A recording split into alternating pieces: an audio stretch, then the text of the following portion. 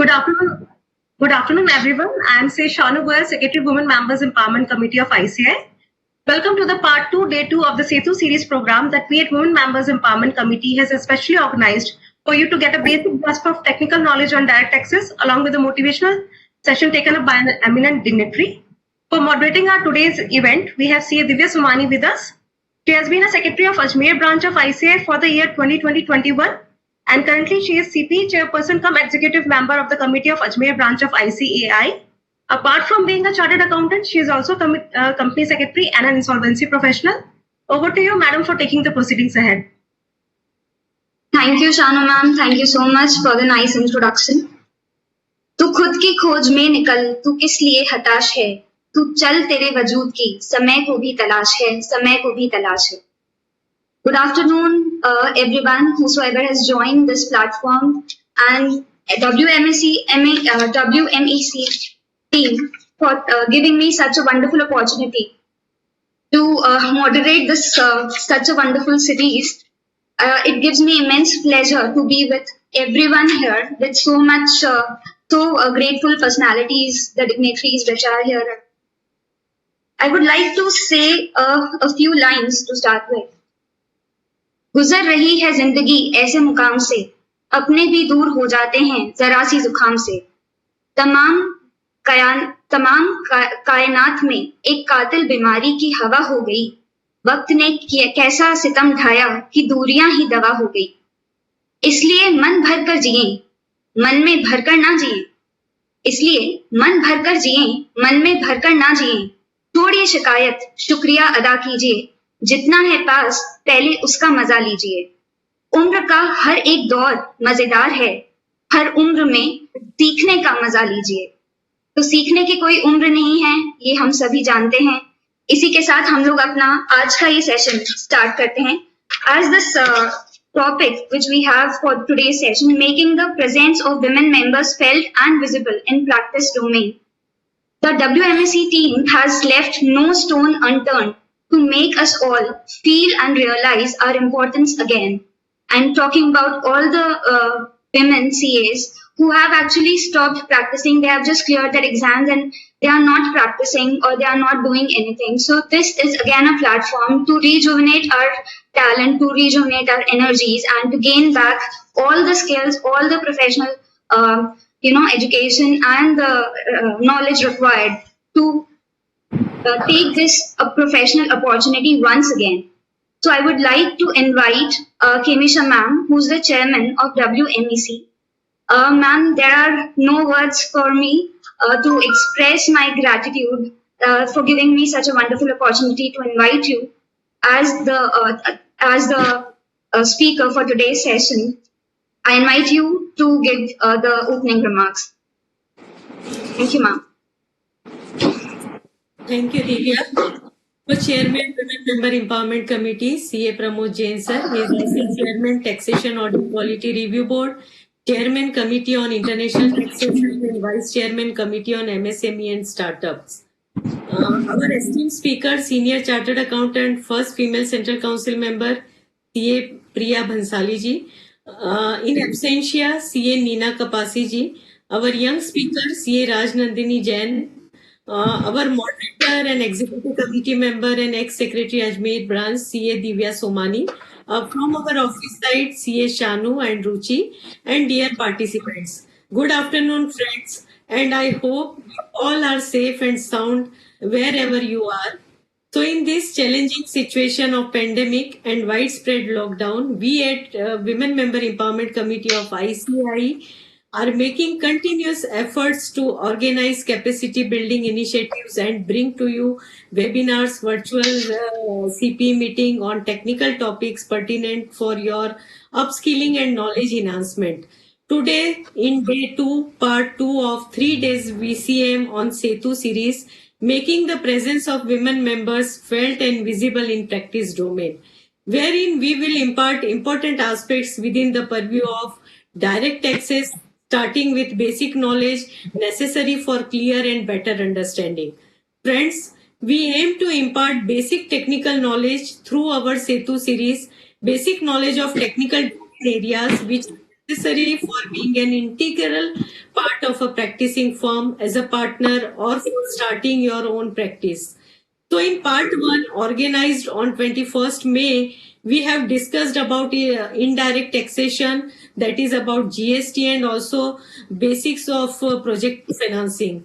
I am sure every member who has attended our previous VCM and will attend today's VCM wholeheartedly will at least have a basic grasp of direct tax and indirect taxes.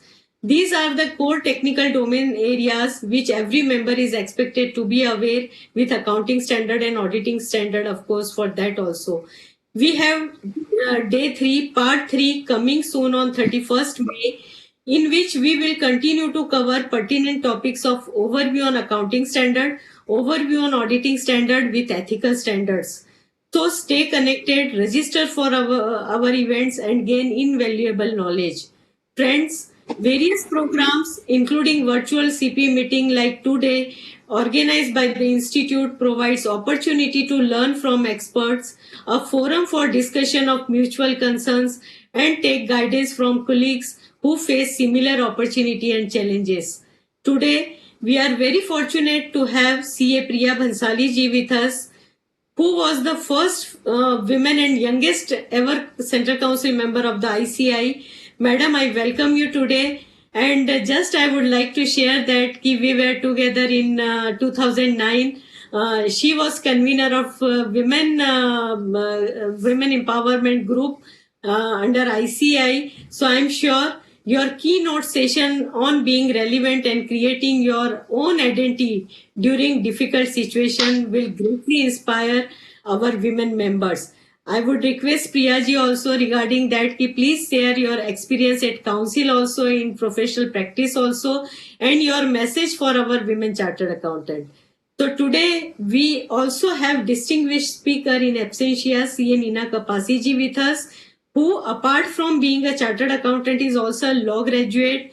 She has contributed immensely to the cause of the profession. And she has also contributed for the publication of ICI on women independent directors. So apart from that, Nina Kapasi madam, we have young and dynamic CA Raj Nandini Jain with us, who is also a certified trainer. He has been a regular speaker on both technical as well as a non-technical topics in event organized by various branches of ICI. I'm sure she will impart knowledge on basics of direct taxation in a very lucid and easy manner. And today we have with us our co-chairman, Women Member Empowerment Committee and Committee for the International Taxation Chairman, CA Pramod Jain sir. He will be deliberating on certain changes related to tax audit and also about the professional opportunity in direct taxation area. So dear friends, apart from the various initiatives of the ICI, you as a professional must have the motivation and drive to learn. In your early life, consequences of your learning or not learning are just limited to our grade. So, however, in your professional life, there are far more serious and then can make all the differences in how you are valued. So, a strong ability to self-learn continuously is very important to make a positive impact and being highly valued. So, our event like today's VCM are most important tool for you to self-learn and excel professionally. So continuing with our initiative for creating awareness for professional opportunities, we will also be discussing opportunity for our women members in newer upcoming fields in our today's VCM. And today's what I have observed is a unique combination of speakers from entire country. Priya ji is from Coimbatore, Nina ji from, of course, corporate capital Mumbai. Raj Nandini ji is from Kolkata, and our moderator Divya is from Ajmer, and Pramod ji from Delhi, and myself from Indore. So today the mix of entire our country.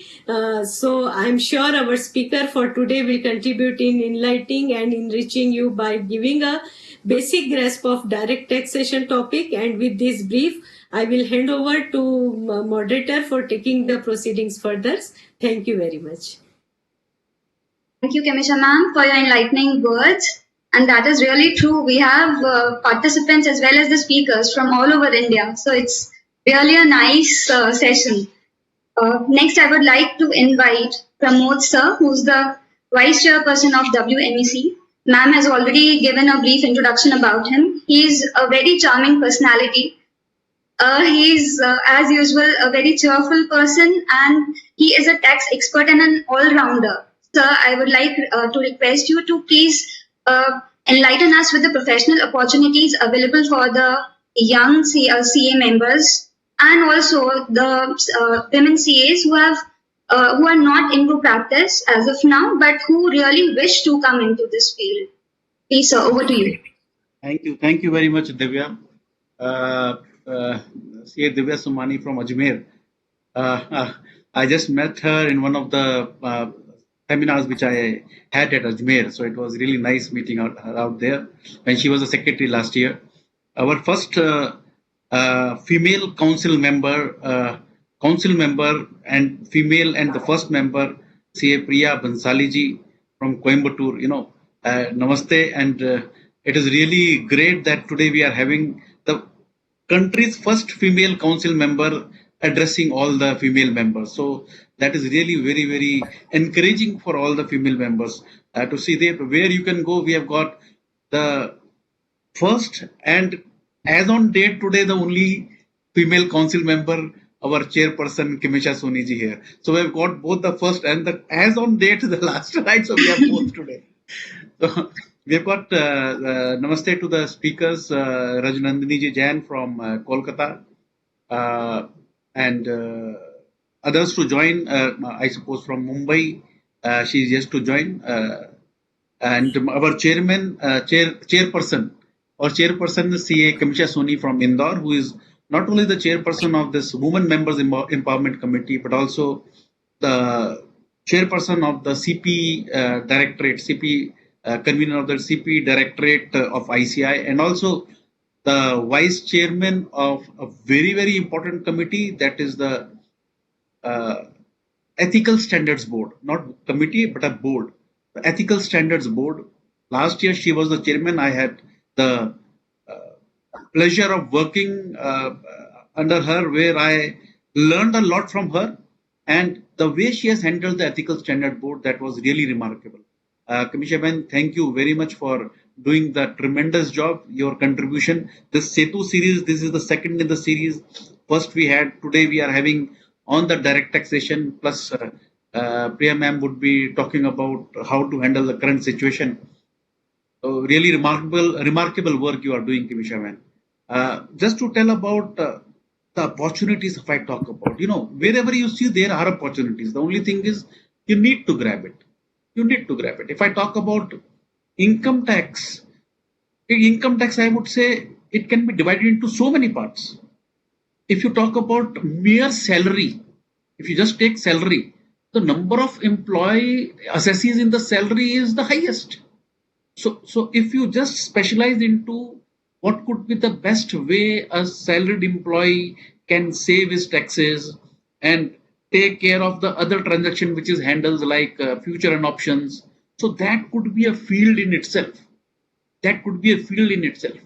Now you can in the direct tax itself, you can go into now category wise capital gain specialization, and business, of course, it is a huge tax rates. If I talk about companies, no one is ready currently fully understanding whether to go for 115 BA, BAA, VAB. So किस में जाना है, they are not sure. So you should, if you are able to understand that, you can give those services not only to the assessees but to the chartered accountants who are not that much well versed with that.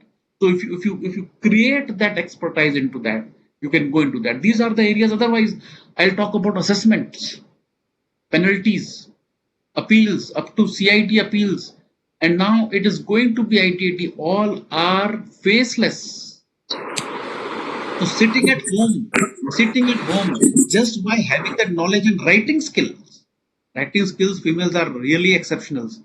If they are able to put down what they feel about subject and they know the subject, they can do wonders sitting at home. Because is it male or female? Anyone can do that. whether you are a male or a female, but being a female, you have that knack of writing very well. So that can be developed at the time of assessment, penalties, appeals. That is one of the areas. And if I talk about international tax, very few of our members are fully aware of it. If I talk about withholding tax under Section 195, transfer pricing is one of them. Now, the thing which is going to come is significant economic presence, SEPs, transfer pricing. Today also from the committee, we are at the evening 6:30, we are having a seminar on Black Money Act. So people are not aware. They should be at least aware what it is all about. What it is all about. So if you are able to go into that, because international taxation, if you understand even the DTAAs or the basic section 9, fee for technical services, royalties, then withholding. So those specializing into those areas, you can do a great job. So any field you want to go into direct tax, you specialize into one and then you can go ahead. But you should be having a passion for going into that. I am wishing my best to all the participants for a great learning session today. I'll be joining as and when my session would be required. My best wishes to all the participants and all the speakers. Thank you very much. Thank you. Thank you, sir, for your motivational words. We are overwhelmed to hear you, sir, always. Next, to begin the session, we have our first speaker with us, Priya ma'am.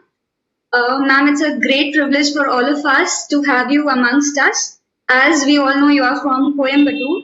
And let me just read out a brief profile of Priya ma'am.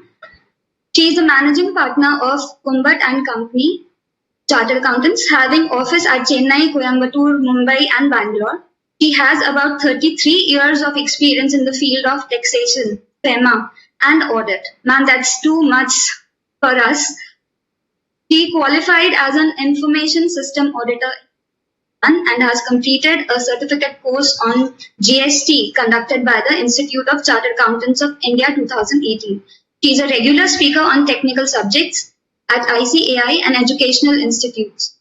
Ma'am, as I was reading through your profile, I could make out that you are not stopping at any moment. You are continuing with your studies, and I don't know how much more experience you will gain. You already have an experience of 33 years, and a lot of wishes to you, ma'am, to just go on and setting us an example for all of us. Just one or two things more to extend your profile. Ma'am has also been featured in Nightingales, How 11 Women Overcame Obstacles on the Road of Life, published by the Society of Auditors and authored by CA R. Shivakumar, that's her guru, and CA V. Pattabi Ram. Hope I have pronounced the name correctly, ma'am.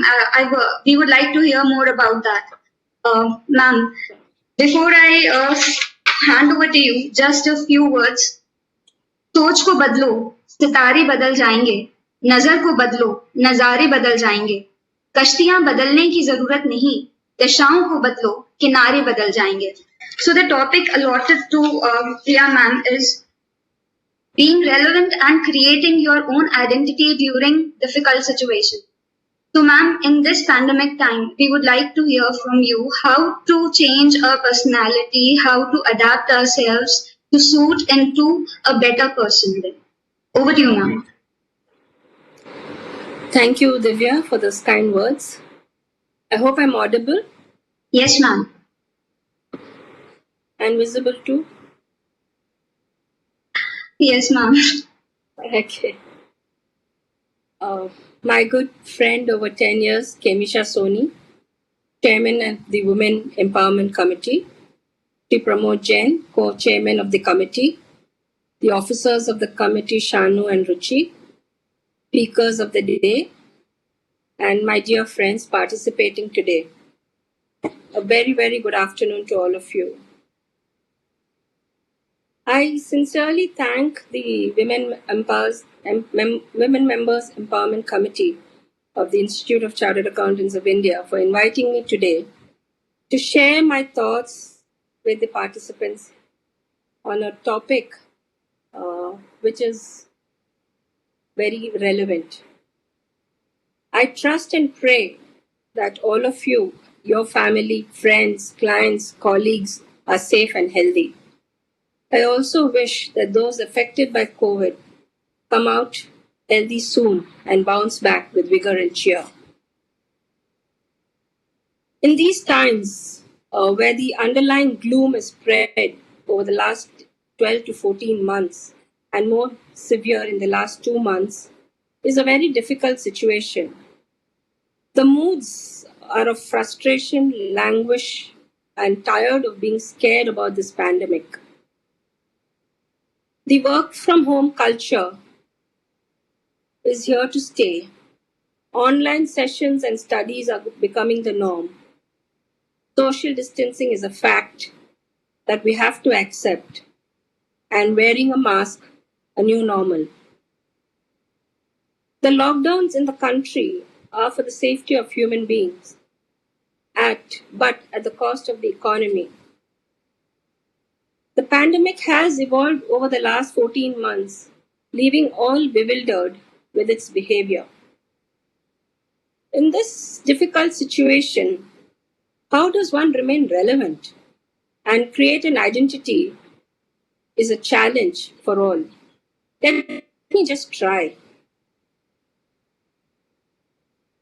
My professional journey has been that of a legacy and a legacy to be taken forward. I must say that I was born with a silver spoon, being daughter of late Ashok Kumbat, the past president of ICAI. He was a president in 1982-83, and just then I had entered the profession as a CA student in 1984. And I qualified in the year 1988 in the November 1987 examinations. 1988 was the election year, and I plunged into it, and I was elected as the youngest CA at the age of 22 as a member of SIRC, and then re-elected for a second term. In the year 1994, I stood for Central Council and got elected as the first women elected member on the council, and again the youngest ever at the age of 28. So I was the lady and the baby of the council. In the 9 years of my interaction with the members of the regional council and the central council, I learned a lot and also made some very great friends. Friends, they say, behind every man's success, there's a woman behind. But I think it's true vice versa. My dad, father-in-law, and of course my husband are behind my success. Apart from the men, you also need the support of mother, mother-in-law, children, which I received very, very much. I feel that beside your own strengths and support, the strength of family is required to make your identity and mark in the chosen field. So which brings me to the purpose of me saying what I just did in my stint in the council. The point, what I'm trying to convey here is that we need to create our own identity. A part of it may be inherited, but what sustains is what you have worked for. It is very critical to show intent of cause and sincerity of purpose. I'm sure without showing the intent and sincerity, support, whether from family or professional colleagues, is normally non-existent. And this applies to our personal and professional lives. So this brings me to the first part of the topic, being relevant. To be relevant, you first need an identity. This identity will be your identity as a person and as a professional. So what is identity and what is being relevant? The dictionary meaning, identity means the state or fact of remaining the same one or ones as under varying aspects, or the sense of self providing sameness and continuity in the personality over time. And what does relevant mean? Relevant means be closely connected or appropriate to what is being done or considered to be appropriate to the current time, period, or circumstances, and of contemporary interests. So, friends, to be relevant today as a professional, I personally think of the 5 P's: punctuality, perfection, professionalism, passion, and perseverance. We've always been taught from our school days to be punctual and very strongly believe in this quote. Punctuality is just not about being on time. It is basically respecting your own commitments. Even today, I do get goosebumps when I think about the day, I think in my first week of articleship, when I was pulled up by my principal and dad for being late by a couple of minutes on a rainy day. And as a young article clerk, just out of school, and the daughter in me was crying, as this was the first time ever I got scolded by my dad. So being punctual makes you committed in whatever you do, and hence a very important part of your identity and being relevant.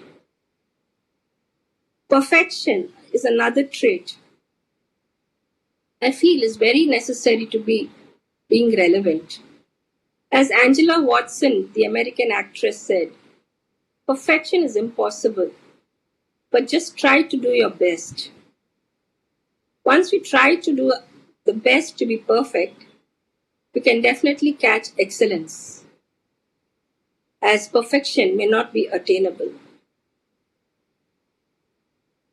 Pramoji also said, passion. If you do not have the passion, friends, I'm sorry that we can never create our own identity or be relevant. The mantra for many gurus, teachers, management experts has always been enjoy what you do and be passionate about it. Many of us take stress of the work assigned to us and we are unable to deliver because we do not enjoy. I'm sure if you enjoy, you will deliver. And whatever you do with passion, do it with passion. Whatever you do it with passion and give your best.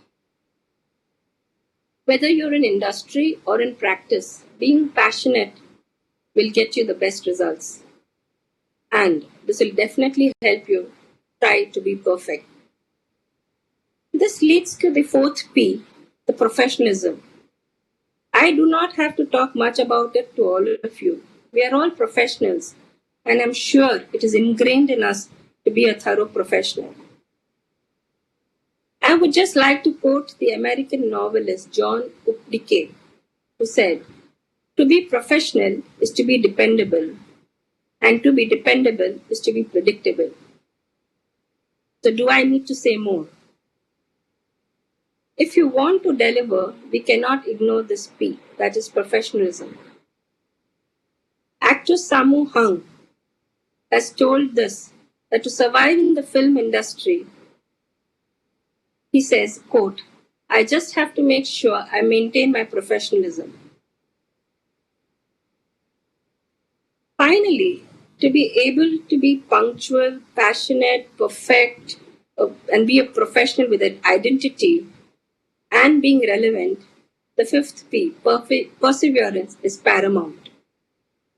The constant challenges we face as an individual in our professional and personal lives, we have to persevere to learn, unlearn, relearn, as change is the only constant.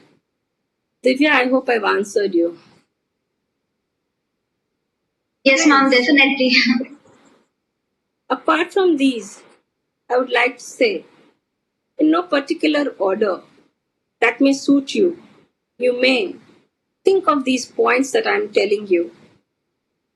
Know your niche. That's point number 1. Seek advice wherever necessary. Build relationships with your clients, peers, and colleagues. Set your goals, mission, and vision. That was my point number 4. Reinvent with changes around us, especially in technology. Integrate with people around you. Have hobbies that will help you de stress. Time management is very crucial. Do not procrastinate. Be grateful with what you have. Enjoy life, as the LG brand tagline goes, life is good. And maybe to some of you, exercise, yoga, and meditation. These are a few things that I just thought would be relevant to create your own identity. Talking about passion, for this, please read the women stories of 33 women CAs who have achieved laurels in their chosen field. These are bio sketches brought out by the Society of Auditors, Chennai. They have released 3 books covering 11 women CA achievers in each of them, called Nightingales 1.0, 2.0, and 3.0. These are available on Amazon, and the Kindle version is also available. When you read the books, the women CAs, the 33 women CAs, you can exclude me, the 32 women CAs, you will be amazed as how lucky you and I are. I would urge all of you, and in fact, the Women Empowerment Committee should subscribe to buy these books and circulate it, the soft copy or whatever, to all the women members. To sum up, what I have learned in these difficult times is continue to learn. Professional excellence is our hallmark, and we cannot compromise on that. We are fortunate of having an extremely active CPE at the center, regions, and at branch levels, which are trying to outdo each other in imparting professional education. The good part of this pandemic is today, sitting in Coimbatore, I can attend a seminar held in Delhi, Bombay, Calcutta, E-Road, any small town or big town. If the speaker is good, you are able to reach out and subscribe to that program. So continuing your professional education is paramount importance to be relevant as well as to create your own identity in the chosen field. Secondly, try and upgrade in terms of technology. It could be cloud-based storage solutions or technology-enabled audit tools. As a firm, we are also in the process of implementing these technologies enablers, smoothen our ride in the coming years. Thirdly, to maintain sanity and a sense of equilibrium, pursue some hobby which takes your mind completely away from the work and your life, work life. It could be anything, learning a new skill, music, dance, starting your own kitchen garden, volunteering to a social organization, and I'm sure most of you must be doing some of these things. It's sure a stress buster. Take time to connect with old friends and family members whom you haven't spoken for so long, old colleagues. This pandemic is an ideal opportunity to reflect and reconnect. Finally, I would conclude by saying, be empathetic. All of us have been impacted in some way or the other in this pandemic. And to alleviate our pain, we need kindness and empathy. Friends, I'm sure these points which I have just spoken about will help you remain relevant and on top of the game in these troubled times. I sincerely wish each of you a great learning experience today. Be active, be kind, be safe. Thank you, friends. And if there are any questions, I'm willing to take on if the committee feels right, or we can wait at the end of the session. Thank you. Ma'am, we can take questions at the end then, Sure. so that we can have you till the end, ma'am. No, I already told Shanu I'll be there. As I told you, I love learning. Yes, ma'am. Thank you so much for your guidance, ma'am. Just a few takeaways for everyone, which ma'am has just told. Firstly, establish your identity personally and professionally. Be punctual, be passionate, be empathetic, enjoy whatever you do. And the best part is continue to learn, connect with people, and just continue to learn. Try to do your best. Ma'am, so nice of you to share all these things from the deep inside your heart. And we are actually grateful to have your experience with all of us, that you have shared your experience with all of us.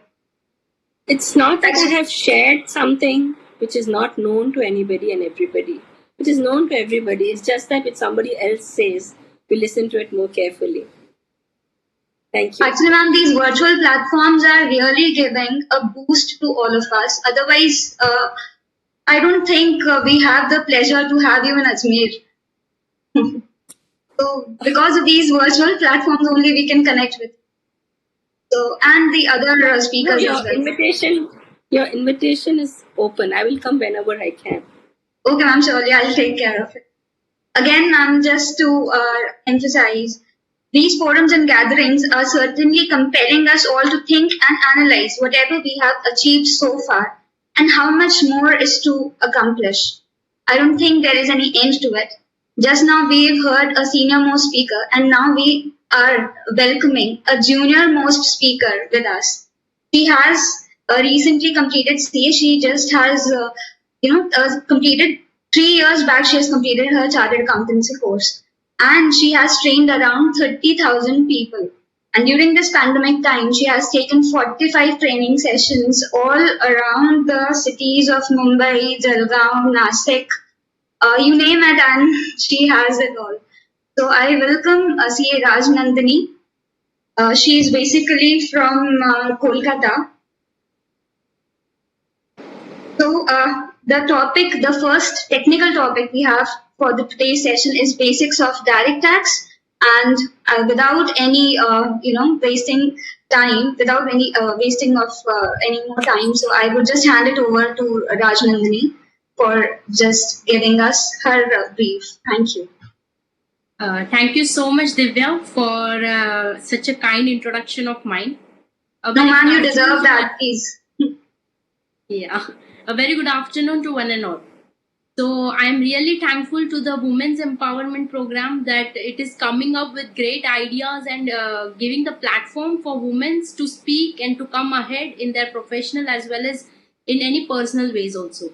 I'm really thankful to Kemisha ma'am, to Priya Bansali ma'am, to Shanu Goel ma'am, whom I'm troubling from many days, to Ruchi Gupta ma'am, to Pramod sir, obviously, and to all the speakers for today. I'm really happy that I've got this opportunity and I want to make best out of it. So today we are going to discuss about direct taxes. So before discussing, I know we all are chartered accountants, but I want to take it from the basics itself. Direct tax. What do you mean by direct tax? It is something which is paid directly from the pocket. So it is called as direct tax.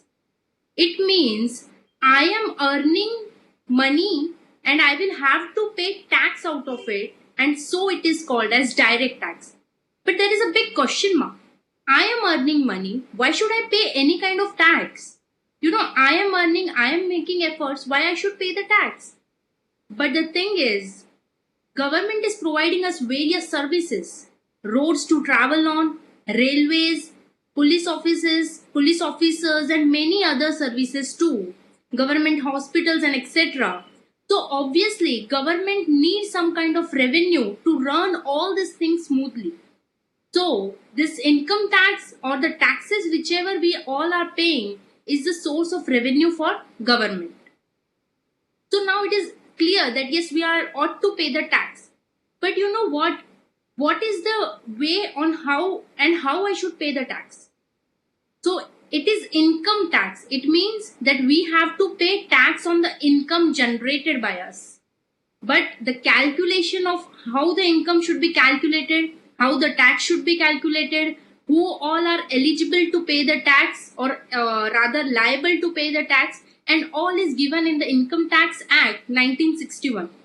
So let's go into the sections. Let's understand from the basics and let us clarify all our basic concepts today, that what is income, what is assessee, what is computation of total income, and etc. So I'm just sharing the PPT so that things will be more clear to you.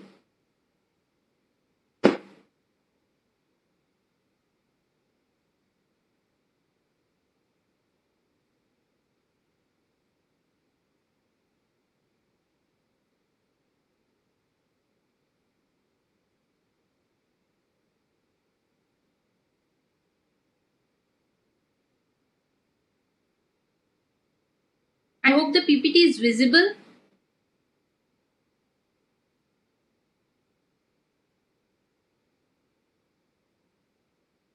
Yes, it's Yes, ma'am, it's visible, but the size is very small. Yes. You can enlarge it. If you could just make it to the full screen.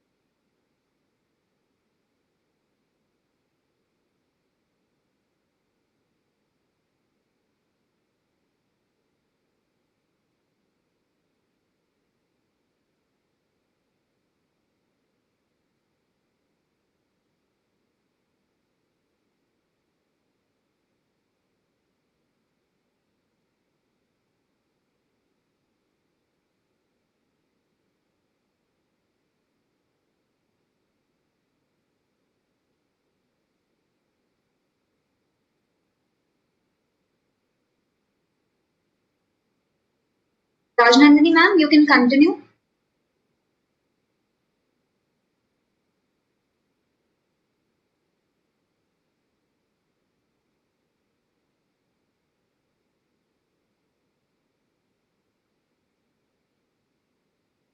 And are you able to listen us?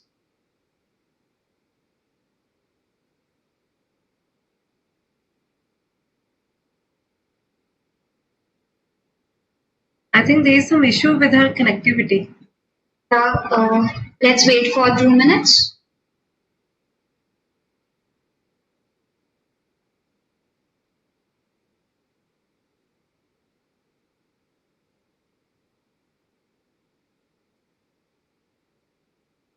Maybe she is joining from her laptop also for the better screen sharing purpose.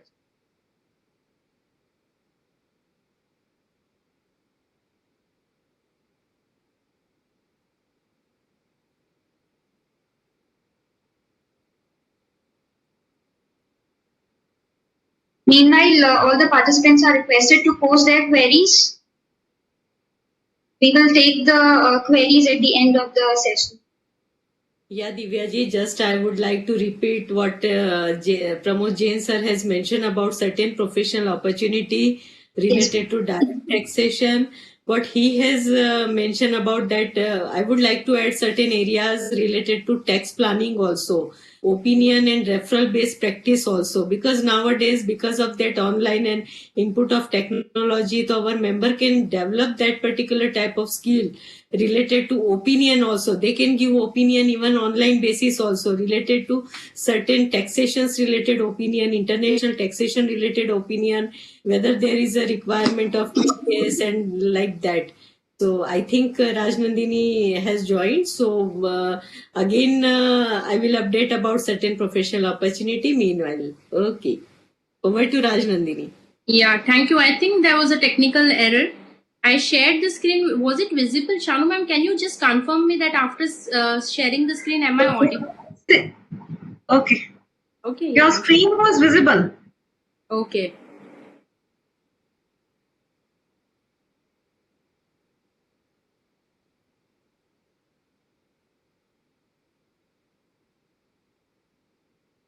Am I audible, ma'am? Yes, you're audible, and we're able to see your screen as well. Okay, okay. Yes. So I guess I need to start from again. So income, we are talking that income is having an inclusive definition. So profit or gains of business or profession will be counted as your income. Dividend that you are receiving as on your shares held will again form part of your income. Voluntarily contribution received by a charitable trust, religious trust, university, educational institution or hospital. In case we are a charitable trust, religious trust, university, education institution or hospital, in that case any voluntary contribution received by this trust or hospital or education institution, that voluntary contribution will form part of the income. Value of perquisites or profit in lieu of salary taxable under section 17. Any perquisite received, that is we can say house rent allowances etc., that is received, or profit in lieu of salary, whatever we are getting in form of salary will again form part of income. And special allowance or benefit specially granted either to meet personal expenses or for performance of duties of an office or an employment of profit. This again will form part of your income. Export incentives like duty drawback, cash compensatory support, sale of licenses, etc. This again will form part of your income in the respective cases.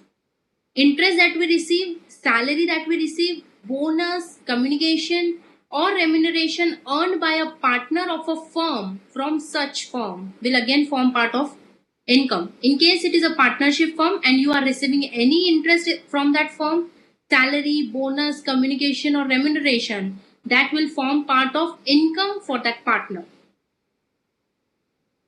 Capital gains chargeable under section 45. If you have purchased any asset and you are selling the asset and you are earning something from the difference amount, that will be again counted as your income under section 45, and this will be charged under capital gains. Profit and gains from the business of banking carried on by a cooperative society with its members. This is about cooperative banks, and if you are earning any profit or gain from banking business carried on by cooperative society, so that will again form part of your income. Winning from lotteries, crossword puzzles, races including horse races, card games and any other games, or from gambling or betting of any form or nature whatsoever will again form part of your income. Means if you are earning anything by betting, gambling, by racing, by putting your money into races, lotteries, crossword puzzles, this again will be counted as your income. Deemed income under section 41 or 59. This requires a separate slide to cover it, so I will be discussing it later on. Any deemed income, for now, any deemed income will also be part of your income. Sums received by an assessee from his employees towards welfare fund contribution such as provident fund, superannuation fund, etc. If I am working as an employee with a company and I am receiving welfare fund contribution in the form of provident fund, superannuation fund, so that will again be treated as my income because I am receiving that from the employer, so it will be my income and it will be again taxable. Amount received under keyman insurance policy including bonus thereon. If I am receiving any keyman insurance policy or any bonus thereon, that will again form part of my income. Amount received under agreement.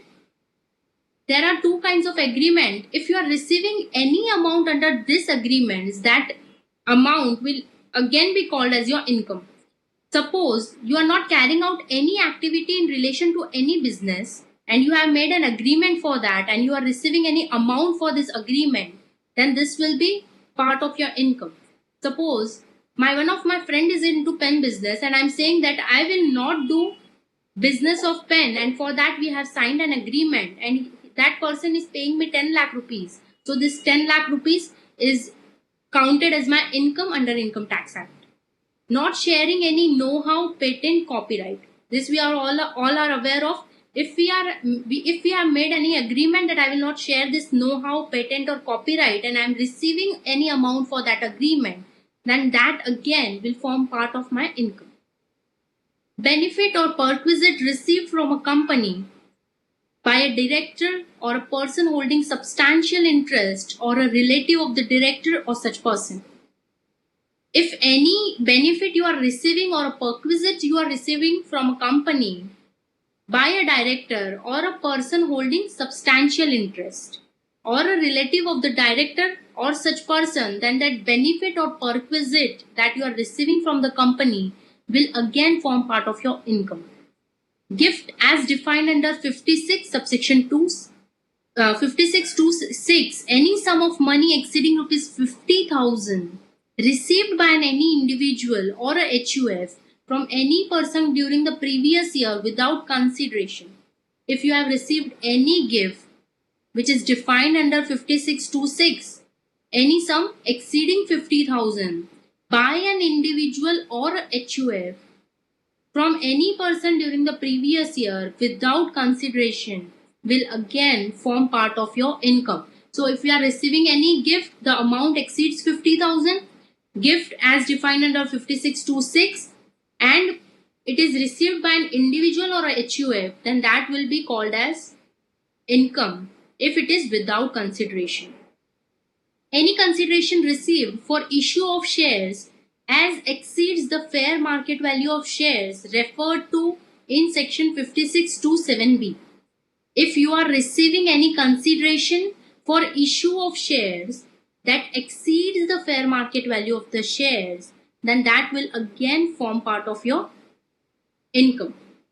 Any sum of money referred to in clause 9 of subsection 2 of section 56 we will again cover this point thoroughly forward if the time permits us. This will again form part of your income. So this is all about what are all the things that will be included as your income. So there are approximately 17 points I can say that this all will be part of your income. But now, who is liable to pay tax? Let's move ahead to this, that we have understood that what is income.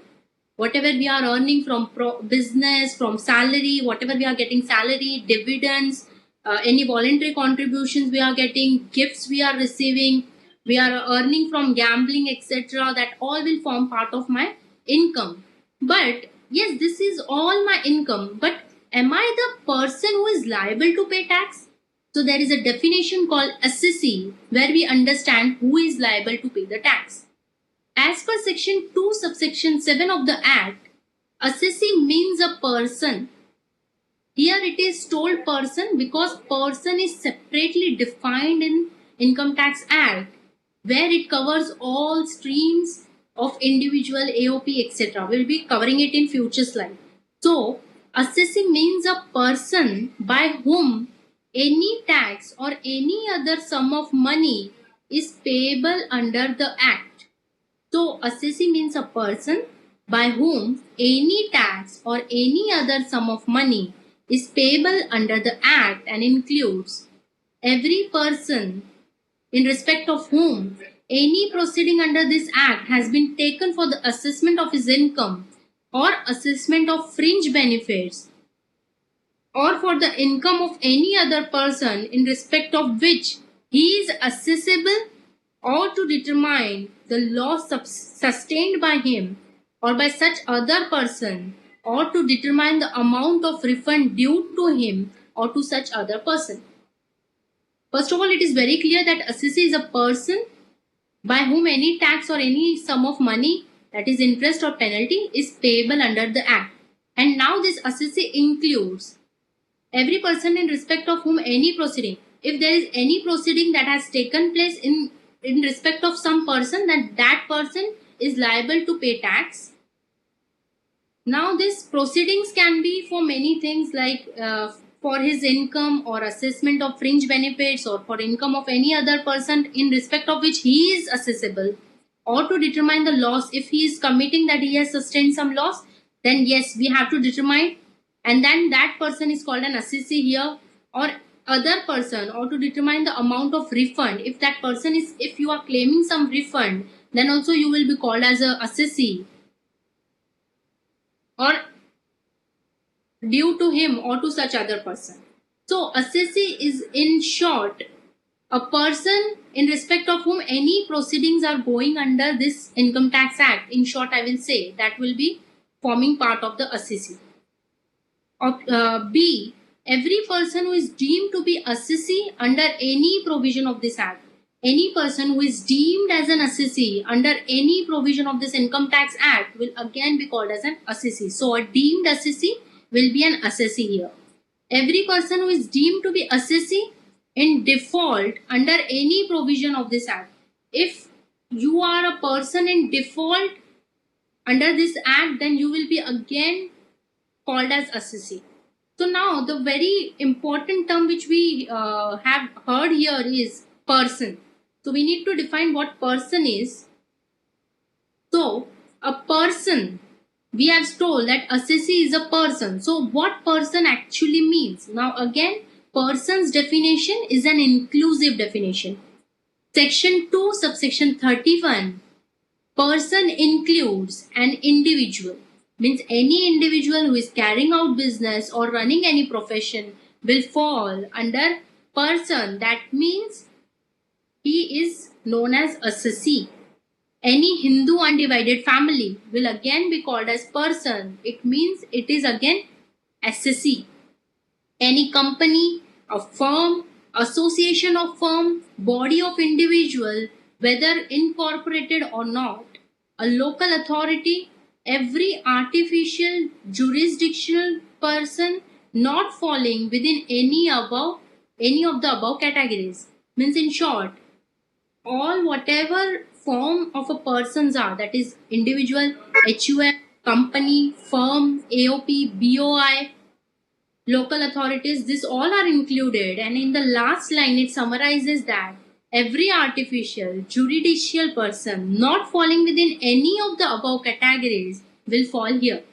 It means any person on this earth who is earning anything in any form incorporated is known as assessee under Income Tax Act and is liable to pay the tax.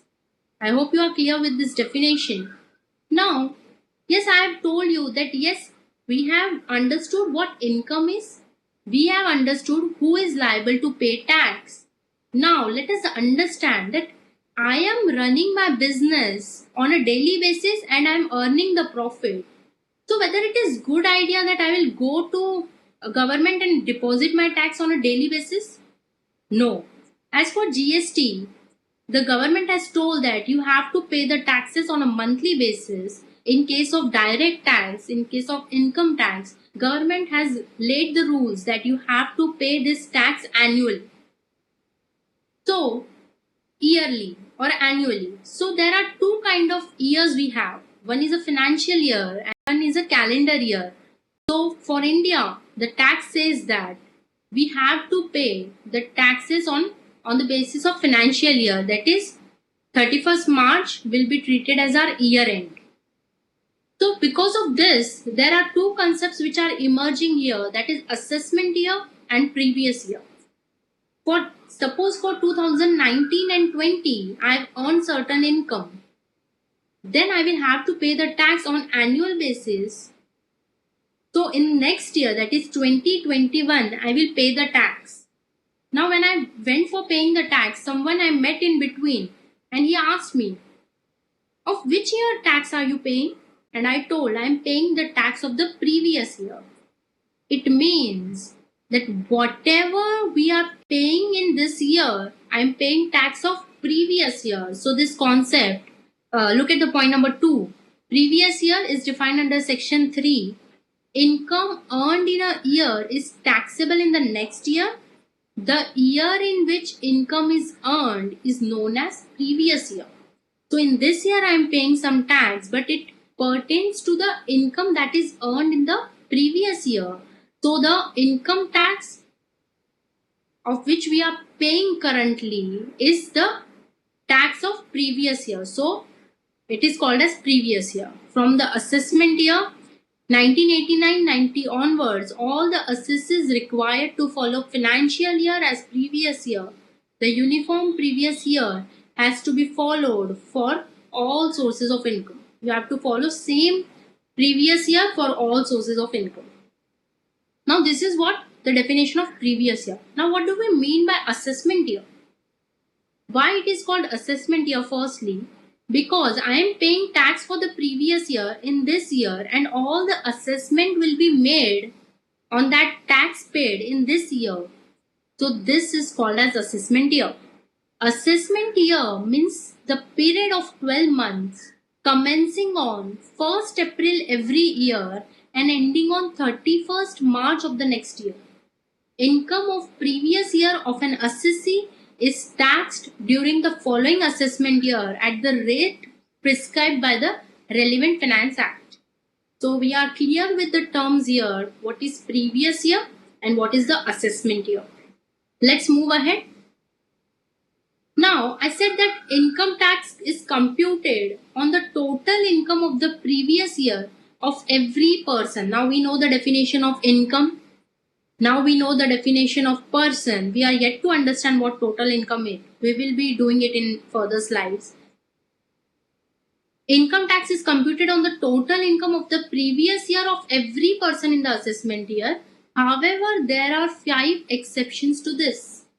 For example, if I am a non-resident, I have earned something in this year, and this year itself I am going back to my country of residence, then government is saying that you will have to pay the tax in the previous year only. So there are 5 exceptions that tax computed on the total income of the previous year is to be paid in the assessment year only. We have 5 exceptions. What are the exceptions? Assessments of non-residents in respect of their income from shipping business. If you are a non-resident and you are having income from shipping business, then you will have to pay the tax in the same year. Assessments of persons living in India. I have earned income in India and now I am going out of India and settling there, so I will have to pay tax in this year itself. Assessment of associations of persons or body of individual or artificial jurisdictional person formed for a particular event or purpose. Suppose for a particular event we have formed AOP, BOI, and now we will be getting it. What we'll say that we have formed it for purpose and that purpose is attained. So that in that case you will have to pay the tax in the same previous year. Assessment of person trying to align their assets with the object of avoiding liability tax. Any person who is trying tax evasion will again have to pay the tax in that previous year only. Assessment of the income from the discontinued business. If I was doing a particular business and I am discontinuing it, then in that year itself I will have to pay the tax before discontinuing the same. So these were the 5 exceptions that all the income, all the tax that we need to pay in the assessment year, we will have to pay in the previous year only in these 5 cases. Now let us understand what individual is, what HUF is, what company is, because now we are going into depth of everything. Then we will understand what total income is and how the calculations are made. So I told that person includes an individual. An individual, a natural human being, that is male, female, minor, or a person of sound or unsound mind. So in individual, everything is included. HUF, it consists of all persons lineally descended from a common ancestor and includes their wives and unmarried daughters, because married daughters will form part of their in-laws HUF, right? A company, section 217 defines the term company to mean any Indian company or any body corporate or incorporated by or under the laws of a country outside India, that is a foreign company, any institution, association or body which is or was accessible or was assessed as a company for any assessment year under the Income Tax Act 1922, or which is or was accessible or was assessed under this act as a company for any assessment year commencing on or before the first day of April 1970. Means any company that was accessible as company before under Income Tax Act will again be called as a company here. So any Indian company, any foreign company, any company which was accessible as company under the Act will now also be accessible under the Act. Any institution, association or body, whether incorporated or not, whether Indian or non-Indian, which is declared by general or special order of the board to be a company, which is declared by general or special order of the board to be a company only for such assessment year or assessment years as may be specified in the declaration. Any institution or body that is declared by the board to be a company will again be treated as a company here. A firm, a partnership firm, whether registered or not, will be treated as a firm. An association of person or body of individuals, whether incorporated or not, will be treated as person. A local authority means a municipal committee, district board, body of port commissioners, or any other legally entitled or to entrusted by the government with the control and management of a municipal or local fund. Local authority, basically we mean to say municipal committee, district board, body of port commissioner, that will all be included here. Every artificial jurisdictional person not falling within any of the above categories means everything will be included here. That is a residuary part. So after understanding what assessee is, what person is, what income is, what important term that assessment year and previous year is, now let us understand what are the capital and revenue receipts. Why we need to understand this? There is a reason, because we are liable to pay tax only on revenue receipts. We'll be covering this fully here. The objective of the income tax is to tax only income, generally revenue receipts, unless specifically exempted. If any revenue receipt is specifically exempted, that will not be taxed. Rest all revenue receipts will be taxed. On the other hand, capital receipts are not chargeable to tax except when specially provided in the Act. Capital receipts will be charged to tax if specifically provided in the Act. It may be observed that a receipt in substitution of a source of income is a capital receipt.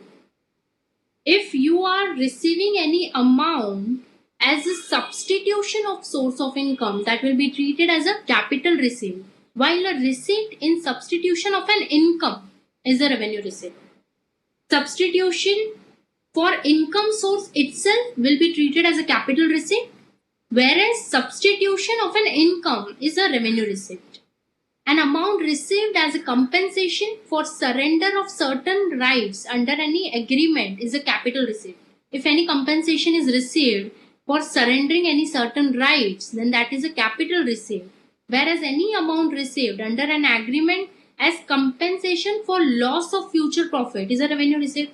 If I am receiving any amount for loss of future profit, then that is a revenue receipt because it is received in respect of future profit. So profit is a revenue receipt.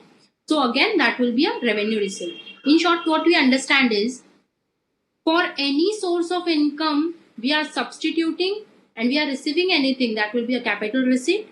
Any compensation we are receiving for surrender of any right under any agreement, that will be treated as a capital receipt. After understanding capital receipt and revenue receipt, now let us understand capital and revenue expenditure. As I have told earlier, that revenue receipts are taxable unless specifically exempted, and capital receipts are taxable only if specifically provided. In the same ways, we have to understand what is the treatment of capital and revenue expenditure. In computing taxable income, normally revenue expenditure incurred for the purpose of earning income is deductible from the revenue receipt. For earning my revenues, whatever revenue expenditure I have incurred will be allowed to me as an expense unless the law provides specific rules to disallow such expenditure wholly or partly. If there is any rule that provides that this revenue expenditure will be disallowed, then that will be disallowed. Rest all the revenue expenditures are allowed to be deducted from my revenue receipts. On the other hand, capital expenditure is not deductible while computing taxable income unless the law expressly so provides. So you are not allowed to deduct any capital expenditure from your taxable income unless the law has specifically stated it. Neither the capital expenditure nor revenue expenditure has been defined in the Act. The main thing is that neither capital expenditure nor revenue expenditure has been defined in the Act. However, from the facts and circumstances of each case and from the judicial decisions of the following general principles to be kept in mind. There is some general principles that we have made out of case laws and jurisdictional proceedings that we can understand what capital and revenue expenditure is. Capital expenditure is incurred in acquiring, extending, or improving a fixed asset.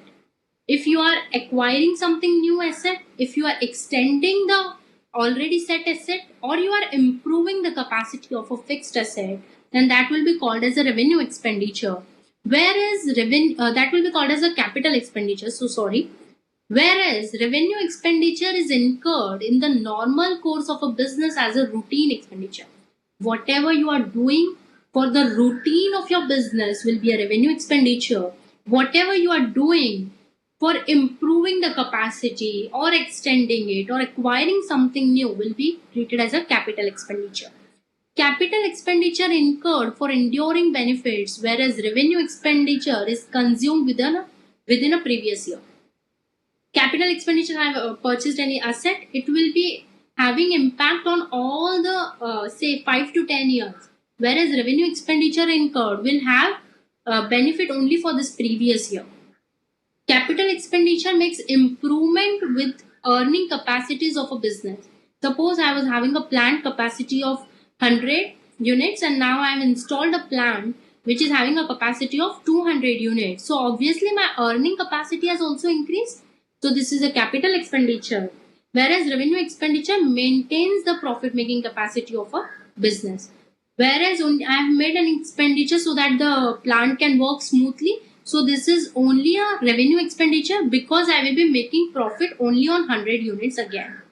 Capital expenditure is a non-recurring expenditure. I mean to say, we will not be doing it on a every yearly basis. Whereas revenue expenditure is normally a recurring one that we'll be doing on a continuous basis. So it is important. So I hope you are getting the point why we need to understand what are the capital receipts and revenue receipts and what is capital expenditure and revenue expenditure.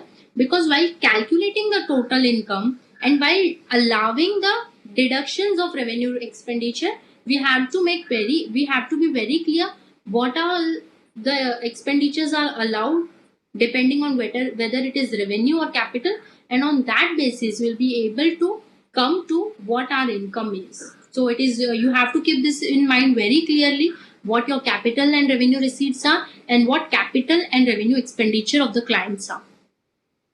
So now moving ahead, we are trying to understand here how we have to calculate taxable income and tax liability of an assessee. First of all, we have understood what a person is, what income is, what capital receipts and revenue receipts are and expenditures are. So now understand that I have told that yes, every individual is liable to pay the tax. Suppose one person is living in America and is earning income there. So is that person also liable to pay tax under Indian government? So obviously the answer is no. It will be a bit injustice. So there is a concept we have to understand residential status of the person. Firstly, we'll have to understand whether that person is a resident or a non-resident. And then on that basis, we'll have to see whether he is liable to pay the tax or not. Due to time constraint, maybe I will not be able to cover what is as it is having its own definition. But the first step before deciding what is the tax liability and taxable income of any person, we have to understand, is that person a resident person or a non-resident?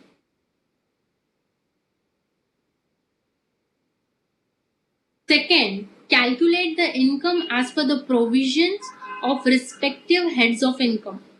As we have already discussed that income, there are many forms, there are many things which are included as income. So now under Income Tax Act, Section 14 classifies the income under 5 heads of income. First is income from salaries, income from house properties, profit and gains of business or profession, capital gains, and income from other sources. So firstly, we will have to check the residential status, then we have to calculate income as per this 5 heads of income. Then we will have to consider all the deductions and allowance given under the respective heads before arriving at the net income. After this total income from all the heads of income, we will have to consider all the deductions and allowances that are given under 80C to 80U, I will say. And after deducting that, we will arise to a net income. Exclude the income exempt under Section 10, then we will have to see what all the incomes are falling under Section 10 of the Act. Aggregates of the income computed under the 5 heads of income after applying clubbing provision and making adjustments of set off and carry forward of losses is known as gross income now. So if income needs to be clubbed with someone else, suppose there is a minor or a person dependent, and then we need to combine this, then you have to do the clubbing of the income. Set off and carry forward losses should be taken care of, and then what figure we arrive at is known as gross total income. Deduct therefrom the deduction admissible under Section 80C to 80U. 80C to 80U will be deducted here. Before, what exemptions we have told was the specific exemptions if there, or deductions if any, permissible under the Act. Deduct from the deductions admissible under Section 80C to 80U. The balance is called now the total income. After clubbing, after taking care of set off and carry forward losses if any, after deducting 80C to 80U, now this balance is called as total income. And this total income, if it is coming to say 3,47,243 rupees, then it should be rounded to the nearest multiple. So it will become 240. That 3 will be made 0, and on that basis we'll move ahead. So total income needs to be rounded off under Section 288A.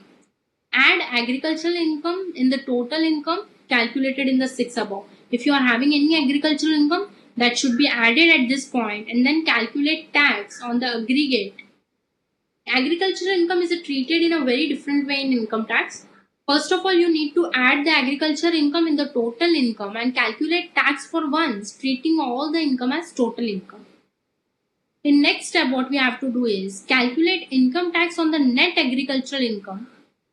On whatever the net agricultural income is, it should be increased by 2 lakh, 2,50,000 or 5 lakh as the case may be. In whichever slab the person lies, you have to add by that and see this income which you got, that is net agricultural income plus the slab rate which applies to that person. This both should be added and treated as net agricultural income. And this net agricultural income should be treated as total income, and you have to calculate tax on this. Now, whatever figures you have derived, tax figure in 8th point and tax figure in 7th point, you will have to deduct the two, and the difference will be amount of tax determined under Section 8 above will be deducted from the amount of income tax determined under 7. Now there is one more provision which we have to take a look of. Calculate the income tax on capital gains under Section 112. We will be studying about it into capital gains head if time permits so. and on the other income at specified rate. The balance of amount of income tax left as per 0.9, that is above point, that was a difference of 0.8 and 0.7, plus the amount of income tax at 10. Above will be the income tax in respect of the total income. So whatever we have derived as a difference because of the effect of agricultural income, calculate income tax on capital gains under section 112 and on other income at specified rates, because 112 tells a specified rate of income tax to be applied on capital gains, plus balance which we have got through this deduction should be added, and that will be the income tax in respect of total income. If we take a example about it, you will be getting a more better picture about it. If you're dealing with your clients, what you have to do, basically in short I can summarize that whatever income has come plus agricultural income, you just add the agricultural income and for once calculate tax on it. This is what point 7 says. At point number 8, whatever slab applies to that person plus the net agricultural income, this should be treated as the total income, and now calculate tax on this. Now deduct, take the difference of the two, and now keep this with you. Now calculate tax on income from capital gains under section 112. Now add the difference that we have got in point number 9 plus this tax under section 112. Now this is what tax in respect of total income. I hope you are clear now. The balance of amount of income tax left as per 9 above plus the amount of income tax at 10, that is under section 112 above, will be the income tax in respect of the total income. Now we have received income tax in respect of the total income. Now what are the deductions? Deduct from the following the amount of tax calculated under 11. Tax deducted at source or collected at source. Suppose I am having an FD and I received any interest on it and TDS has already been deducted. So now my total tax payable, income tax payable amount is 10,000. TDS deducted is 2,000 rupees. So I am liable to pay now only 8,000 rupees. From that also, if I have paid already some amount as advance tax, then that should be deducted. Suppose I have paid 3,000 as my advance tax, then now I am liable to pay only 5,000. Double taxation relief, if any available, should be again deducted. The balance of amount left after deductions of items given in 12 above shall be the amount of net tax payable or net tax refundable for the assessee. If the amount comes into minus, then that is the amount of refund that you need to claim.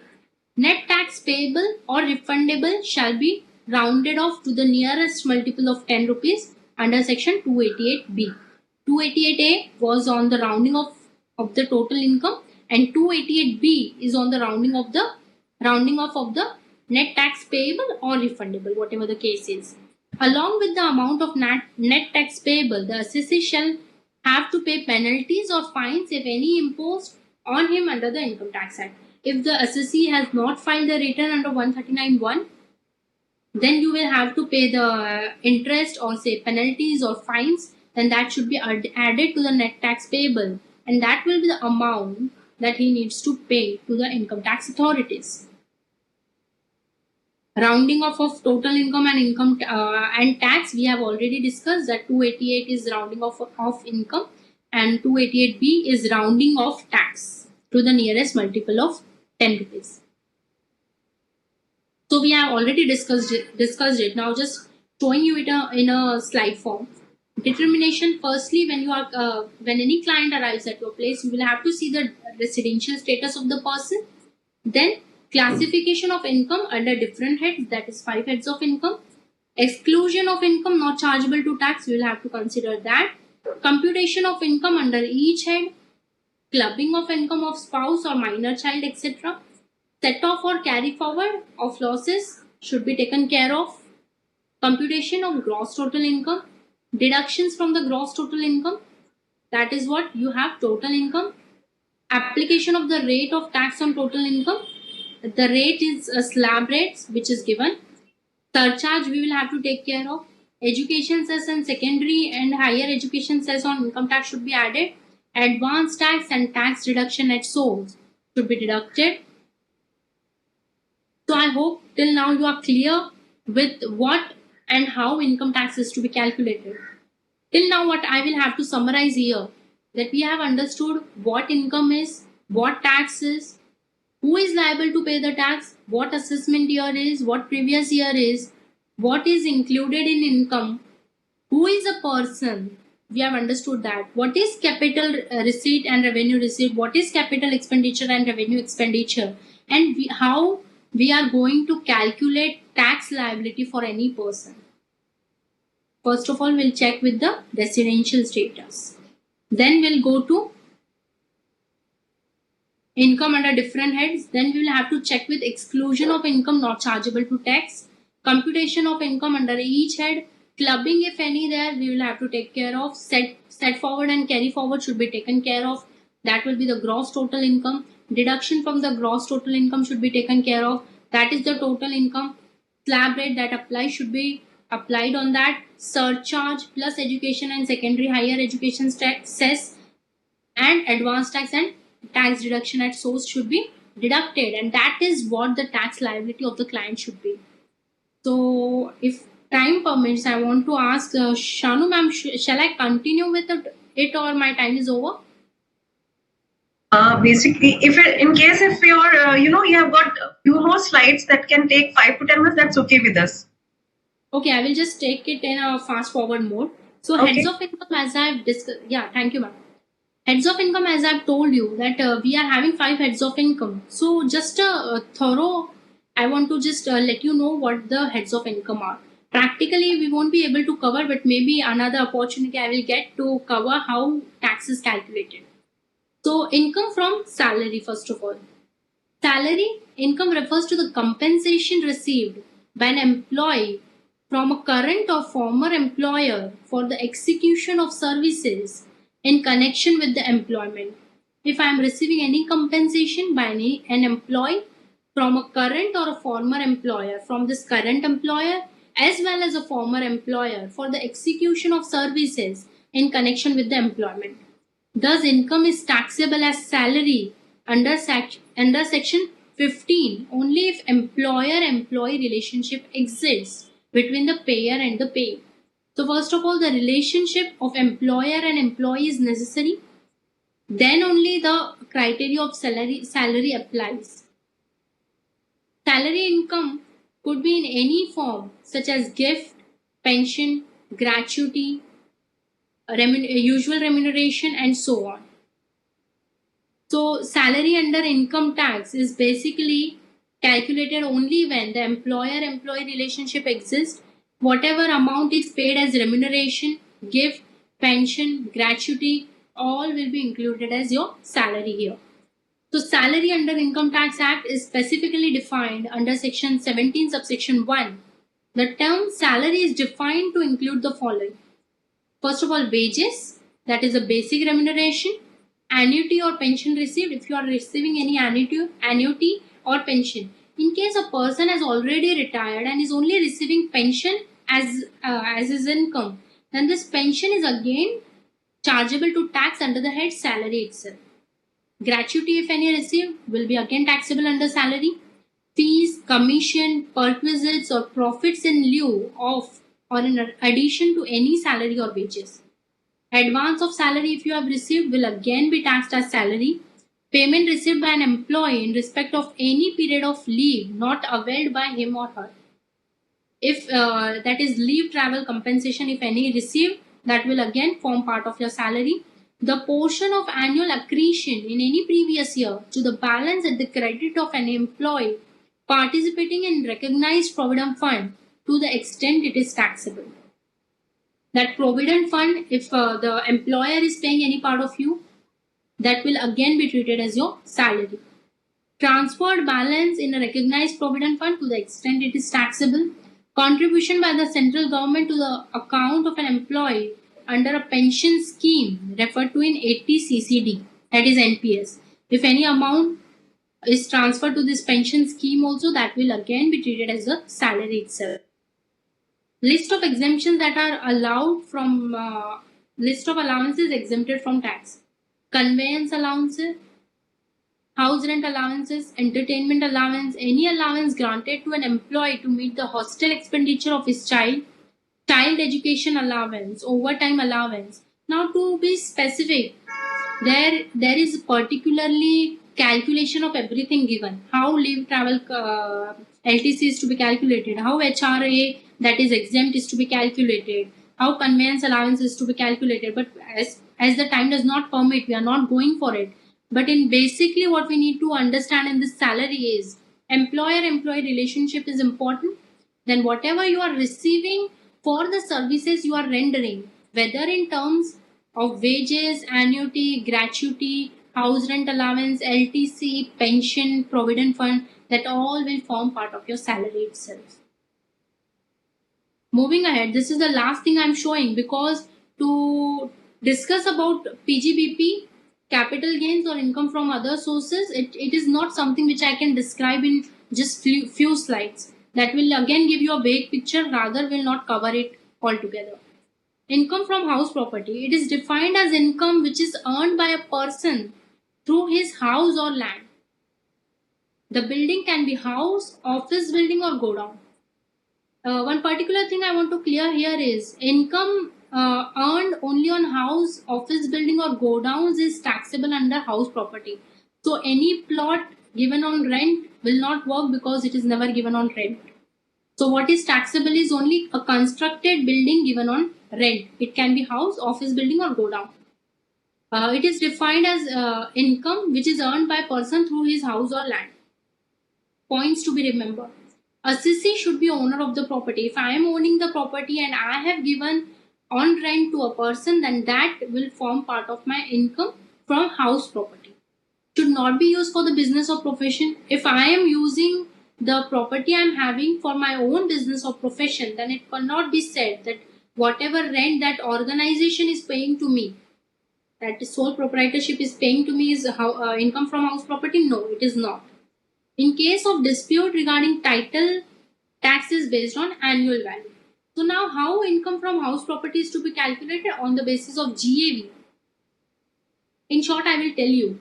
Fair rent, the rent which a similar property will fetch at the same or nearby similar locality. What happens here is that I can show that I have not got a rent of 50,000, but I will say that I have got rent of 20,000 only in order to avoid tax. So government has specified in Income Tax Act that how GAV is to be calculated. So a similar property, what rent that property would fetch, that will be taken as the fair rent. Municipal rent, the value fixed by a municipal or local authority, will be taken as fair municipal rent. So fair rent or municipal rent, whichever is higher, is taken as my annual value.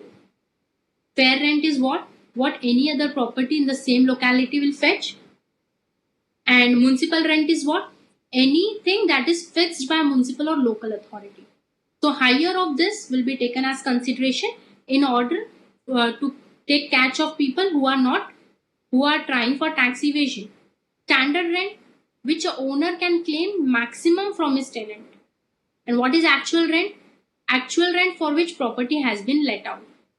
Standard rent is a rent that is maximum a tenant can claim, and actual rent, that is what actually I have received. Standard rent or actual rent, whichever is lesser, shall be taken into consideration. So income from house property is again a vast concept, but for just what I'll say thorough understanding, I've given you some concepts. Maybe in future we'll be able to discuss on and take practical aspects. Direct tax is something that we will have to read about the sections. We'll have to take like income includes, and then we have to take a practical example on it. Maybe in future we'll be able to do it. But whatever we have learned through this slide, I will be sharing the PPT. If you are able to go and connect it with the practical aspects, you will be able to get a better understanding of how taxable income is to be calculated, how gross total income is calculated, what the calculation of agriculture, what is the treatment of agricultural income, and how tax is calculated there. What are the deductions to be deducted, how TDS is to be deducted, how cess is to be calculated, and that all you will be getting a clear picture if you go through a practical aspect. So I hope that you have understood little bit about the income tax today. And I hope if you are having any doubts, we'll be clearing all the doubts at the end of the session. Thank you once again, Kemisha ma'am, Shanu ma'am, Ruchi Gupta ma'am, for giving this opportunity. I am really glad that I have made this first presentation of mine.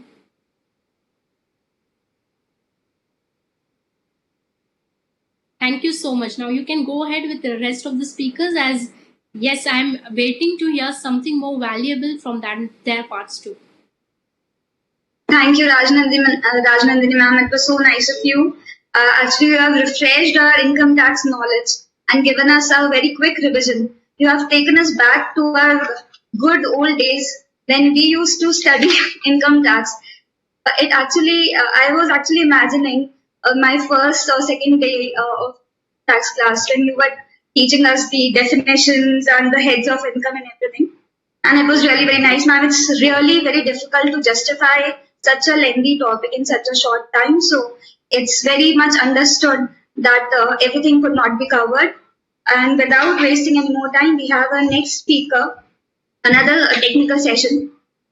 I think every one of you must have now got a fair idea what income tax basics are all about. You all know that, but still, as the process goes, the basics we have done, and now besides being a student, now let's get to the practical aspect. Now we are into the age that we have become a chartered accountant, and what are the practical intricacies of this income tax? The new scenario is of faceless appeals and assessments. So let us understand the topic more about with the next speaker, Madam Neena Kapasiji, who would be telling us the procedure of return filing, assessment and penalty provisions under the Income Tax Act. Since we have already received a message that the income tax site has also revamped, a new process of return filing would be there. So I would request ma'am to highlight something about that also. But before that, let us have a look about the profile of Neena Kapasi ma'am. Ma'am has really done a variety of work. Just let us all count what all she has done. She's a practicing chartered accountant. She's a law graduate. She's a core group member of Bombay Chartered Accountant Society. She's a renowned speaker at various seminars and workshops organized by ICAI, CITC, etc. She is regularly contributing articles in magazines and newspapers of professional interest. She has also co-authored e-learning modules on TDS prepared by VCS. Again, she has authored on Outlook publication of Layman's Guide to Income Tax. She has again co-authored a handbook on role of women directors published by ICAI in 2020. She is also an independent director in one of the companies. She's again a trustee of Akshara, an NGO which is engaged in women issues. So ma'am, I'm seeing a variety of work which you have done so far. I'm still wondering what else could be your passion and what else we can learn from you, and you have such a variety of experience to share. So without wasting any more time, over to you, please. Thank you, Divya, for your kind words. Kemisha Soni, Tanu Goel, Pramod Jain, and all my dear friends. I am very happy to be on this platform addressing to all women chartered accountants. And I realize in my old days, there were hardly a handful of chartered accountants, and now you can see so many. So very happy. And it is fruitful for me on two counts.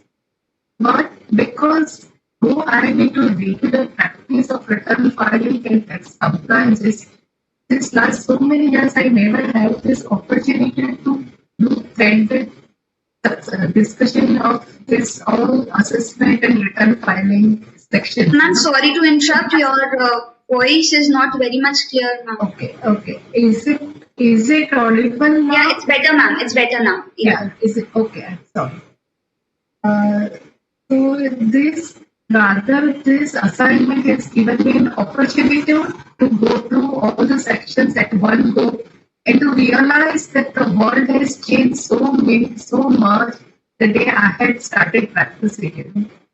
And secondly, like so many chartered accountants on the other side, I had also taken a backseat for many years due to our other obligations.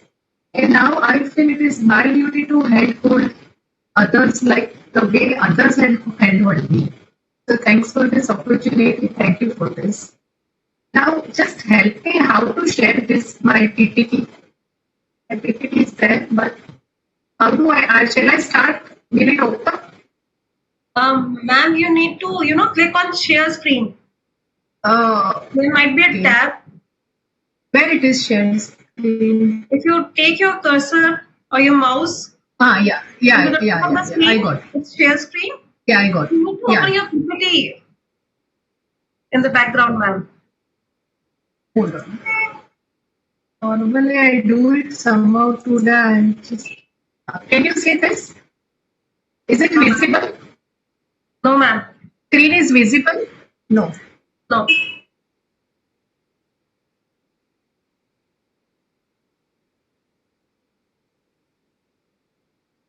Please.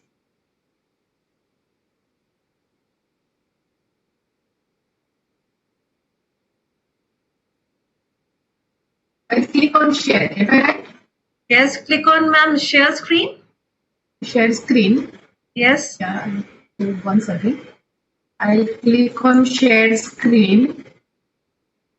And then you will locate your PPT. Yeah. PPT is on desktop. Yes. Yeah, I have opened. Yeah.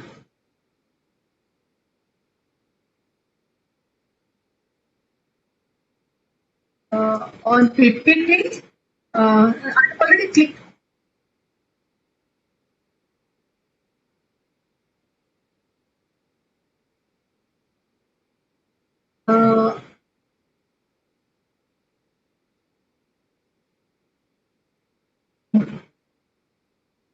I have shared screen. I have shared it. I have clicked on this. It shows entire screen, window, and prompted. So I click on share. Yes. Can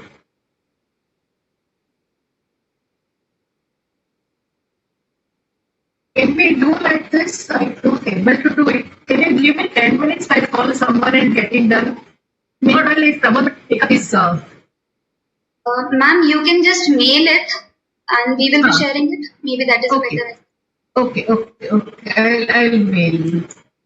Yeah, Shanu, I'll mail share that. Yeah.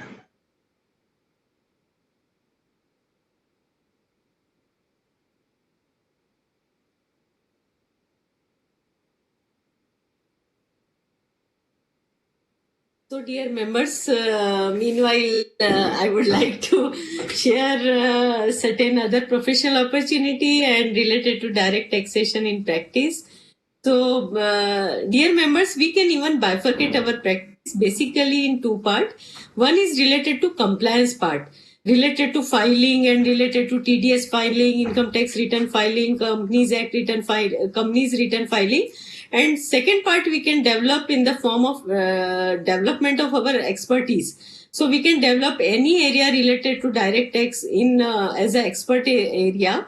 So in that particular area, what Pramod Jain sir has also mentioned about that ki you can start your expertise in salary head or F&O, certain type of business and professions related head.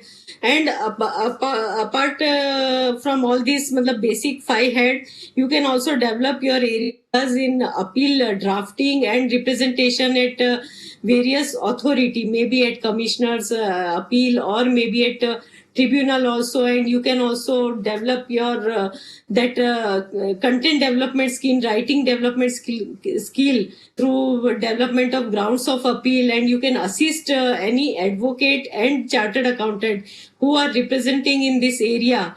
And also I was that time talking about specifically opinion and referral based practice, so they can also, that is really very good area in that particular segment. Yeah, I think Nina ma'am has joined, and she has already shared her presentation. So yeah, So can over you to just, ma'am. can someone can help me with this? Yeah, sure. Divya, are you sharing your screen, or Shanu is sharing? Ma'am, Shanu ma'am will be sharing. Yes, ma'am, we have just received your PPT. Just give me 2 minutes, ma'am. Yeah.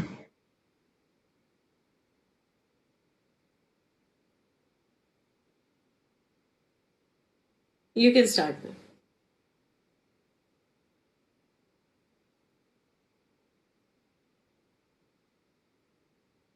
Screen is not visible now, is it? And it will take 2 minutes. Yeah. So this, for all of us, this filing of income tax return, it's kind of a bread. Maybe not butter, but surely bread. And it is very necessary for all of us to understand what is income tax return filing, what are the issues, and which return one has to apply. Like this now. Just leave this directly go. Yeah, these are the rates of tax which I have just given for your reference. Now those old days are gone where the standard rates were there, that if domestic company is there, then 30%. And if cooperative society is only 22%, and individual actual same slab rates. Now, as you all are aware, there is a new tax regime which has come with effect from AY 21-22, that is from current assessment year, for which we are going to file the return of income. So I just thought fit to share these details with you, which you can utilize for the purpose of filing your return of income. Next slide, Shanu.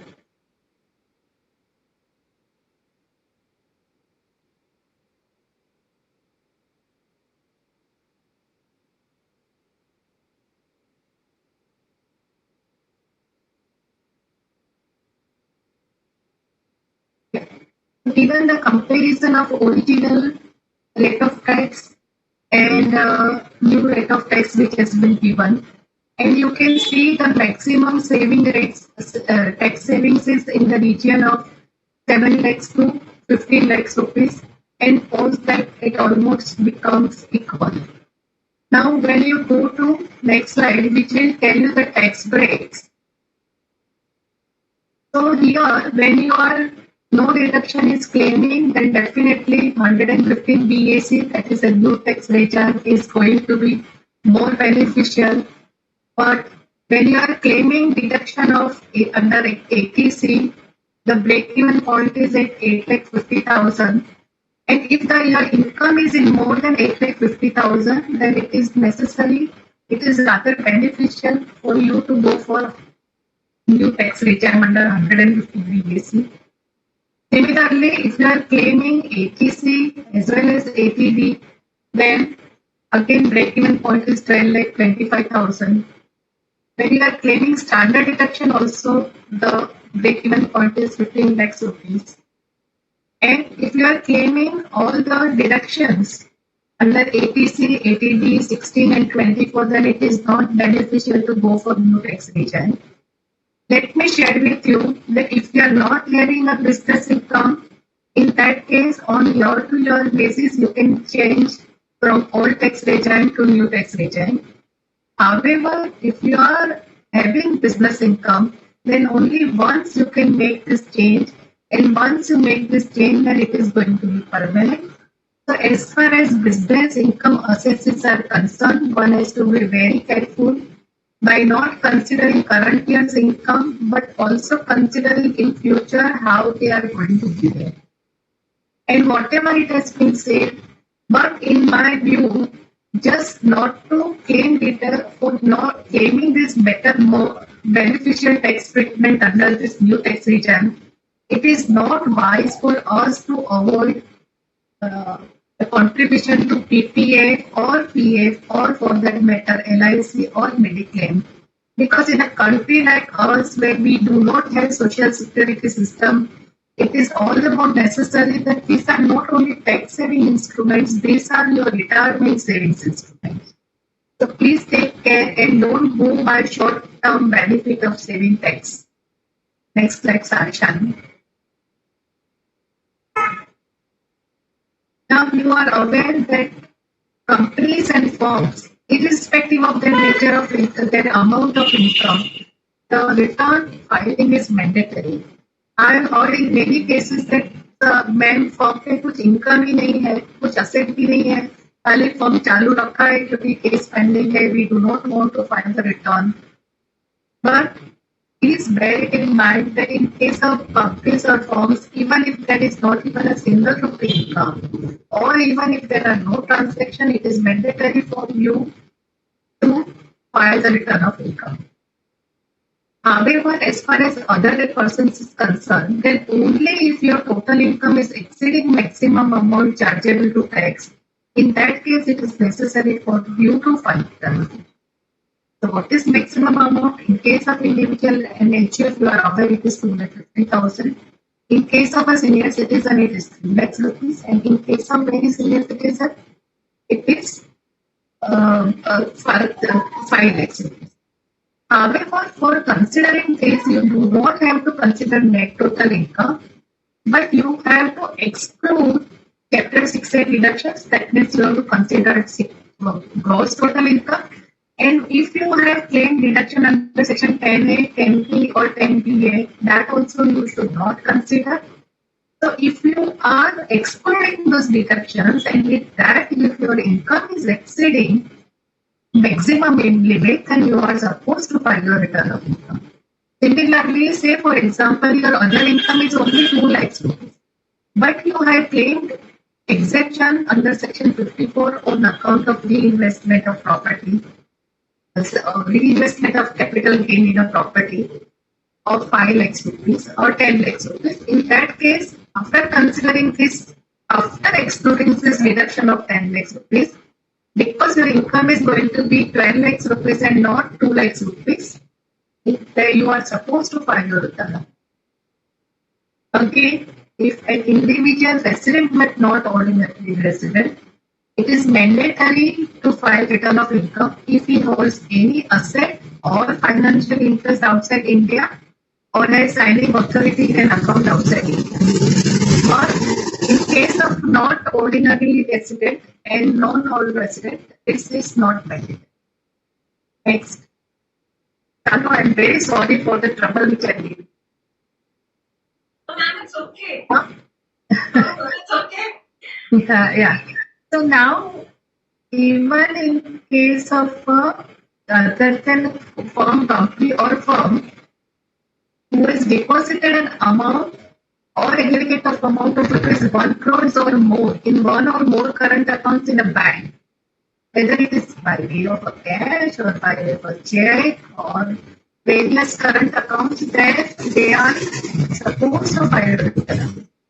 In case of agriculturist, what is happening that they have huge deposits and withdrawals in a bank, but they consider that the entire income, being an agricultural income, is exempt. Assuming that they do not have any other income, then they are not filing. But no, that is not the case. If the amount is exceeding 1 crore rupees, then you are supposed to file a return of income. Similarly, when a person is spending on foreign travels, whether one amount or maybe aggregate of many amounts, which is exceeding 2 lakhs rupees, in that case, you file. Now, Sorry, ma'am, yeah. your voice is breaking a lot. If you can do something about your audio, ma'am, please. Is it now audible? Yes, ma'am. Yes, ma'am. Much Is it better. audible? Yes, ma'am. Is it audible? Yes, ma'am. It's audible and much better than before. Yeah. Okay. So now this foreign travel expenditure can be on himself or his relative or XYZ. But once he spends on foreign travels in excess of 2 lakhs rupees, need to file return of it. 1 lakh rupees more than on consumption of electricity bill, again mandatory to file return of income. Next one. Now it is not necessary that you do not file your return income because your income is not exceeding basic exemption limit or you are not falling under mandatory return filing. On your own also you can file return of income and this will also be considered valid returns. Rather, from my long practice, I always advise my client to continue return filing because the records are on the department's site. And secondly, for getting loan or getting credit rating or even for GST purpose, this becomes very necessary. So it is, and secondly, everything remains on the record. Even we can examine their investment and his money trade, which maybe after a year or so again it becomes vexed and we are aware that what is happening. And even he knows what is happening in his account. So always advise client to continue filing the return of income even though technically mandatorily is not required. Next. Now, in case of a loss return also, it is required to be filed in very much in time. More so because when you are having a loss under PGBT, that is profits and gains of business or profession, or capital gains, then if you are not very much within the time,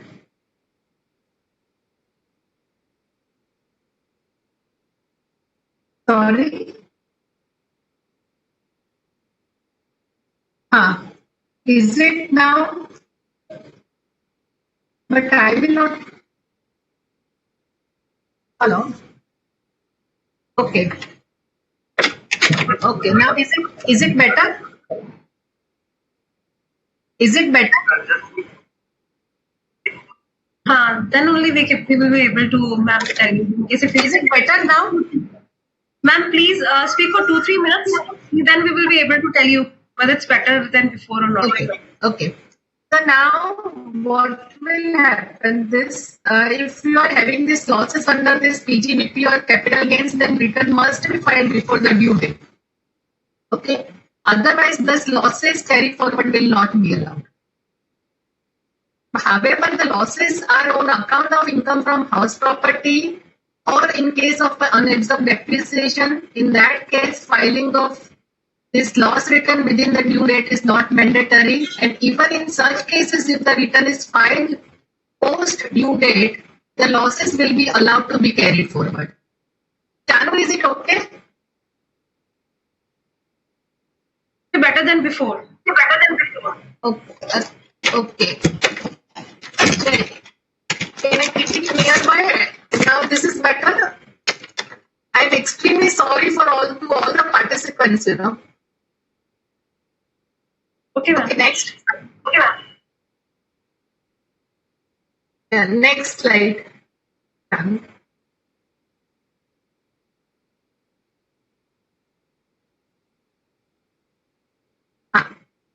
Now, but it is not necessary that if you have not filed your return in time, you cannot file. You can still file late return, which is under section 139(4). And this return can be filed before the end of the relevant assessment year or completion of assessment, whichever is earlier. Now, this position was only till FY 2021. Of course, this even limit of filing till the year end is also extended up to 31st May 21 by notification due to this COVID issue. However, from AY 21-22, that is for current assessment year for which we are going to file the return, the due date is 3 months earlier to the end of the assessment year, that is 31st December, or completion of assessment year, whichever is earlier. Again, the department or the CBT taking a very proactive stand has already extended this 31st December date to 31st January 2022, not 2021, by notification. So the government has already extended a 1 month for AY 21-22, but please bear it in mind that from AY 2022-23, it is going to be 31st December of that year. So basically what you are getting are window of 9 months to file any return. So again, when you are filing this late return, there is a penalty, there is a fee, not penalty. Fees under section 234F of rupees 5,000 if you are filing your return till 31st December and 10,000 in any other case. Now this again, this 10,000 will be applicable only for this year because till 31st January the window will be open. Now post AY 21-22, this is going to be redundant. And if your income is below 5 lakhs rupees, then this fees is rupees 1,000 rupees. However, when you are filing your return voluntarily, where you are not under the statute required to file, in that case, even if you file your late returns, it is not there is no fees attached to it. Next. Okay. Now, this return when you file, it is not final. You can always revise. When you can revise, when you find there is some wrong statement or you discover that any omission in the return, a revised return can be filed. Okay. Now, till AY 17-18 or till AY 16-17, only return which has been filed in time could have been revised. But AY 17-18, even if you are filing late returns, belated returns also, those returns also can be revised. Again, time limit is same, 31st December or completion of assessment, whichever is earlier, which has been extended to 31st January 2022. Revised return is deemed to have been filed on the date of the original return. And assessing this return, once you revise, it is not that it is final. Again, if you find some mistake, you can revise it. Next time.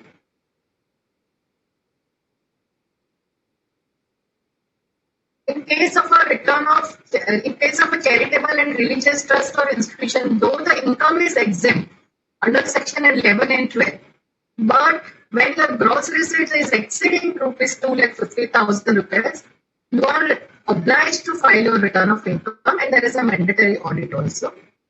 Now, due date is again 31st October of the assessment year, which has already been extended to 30th November.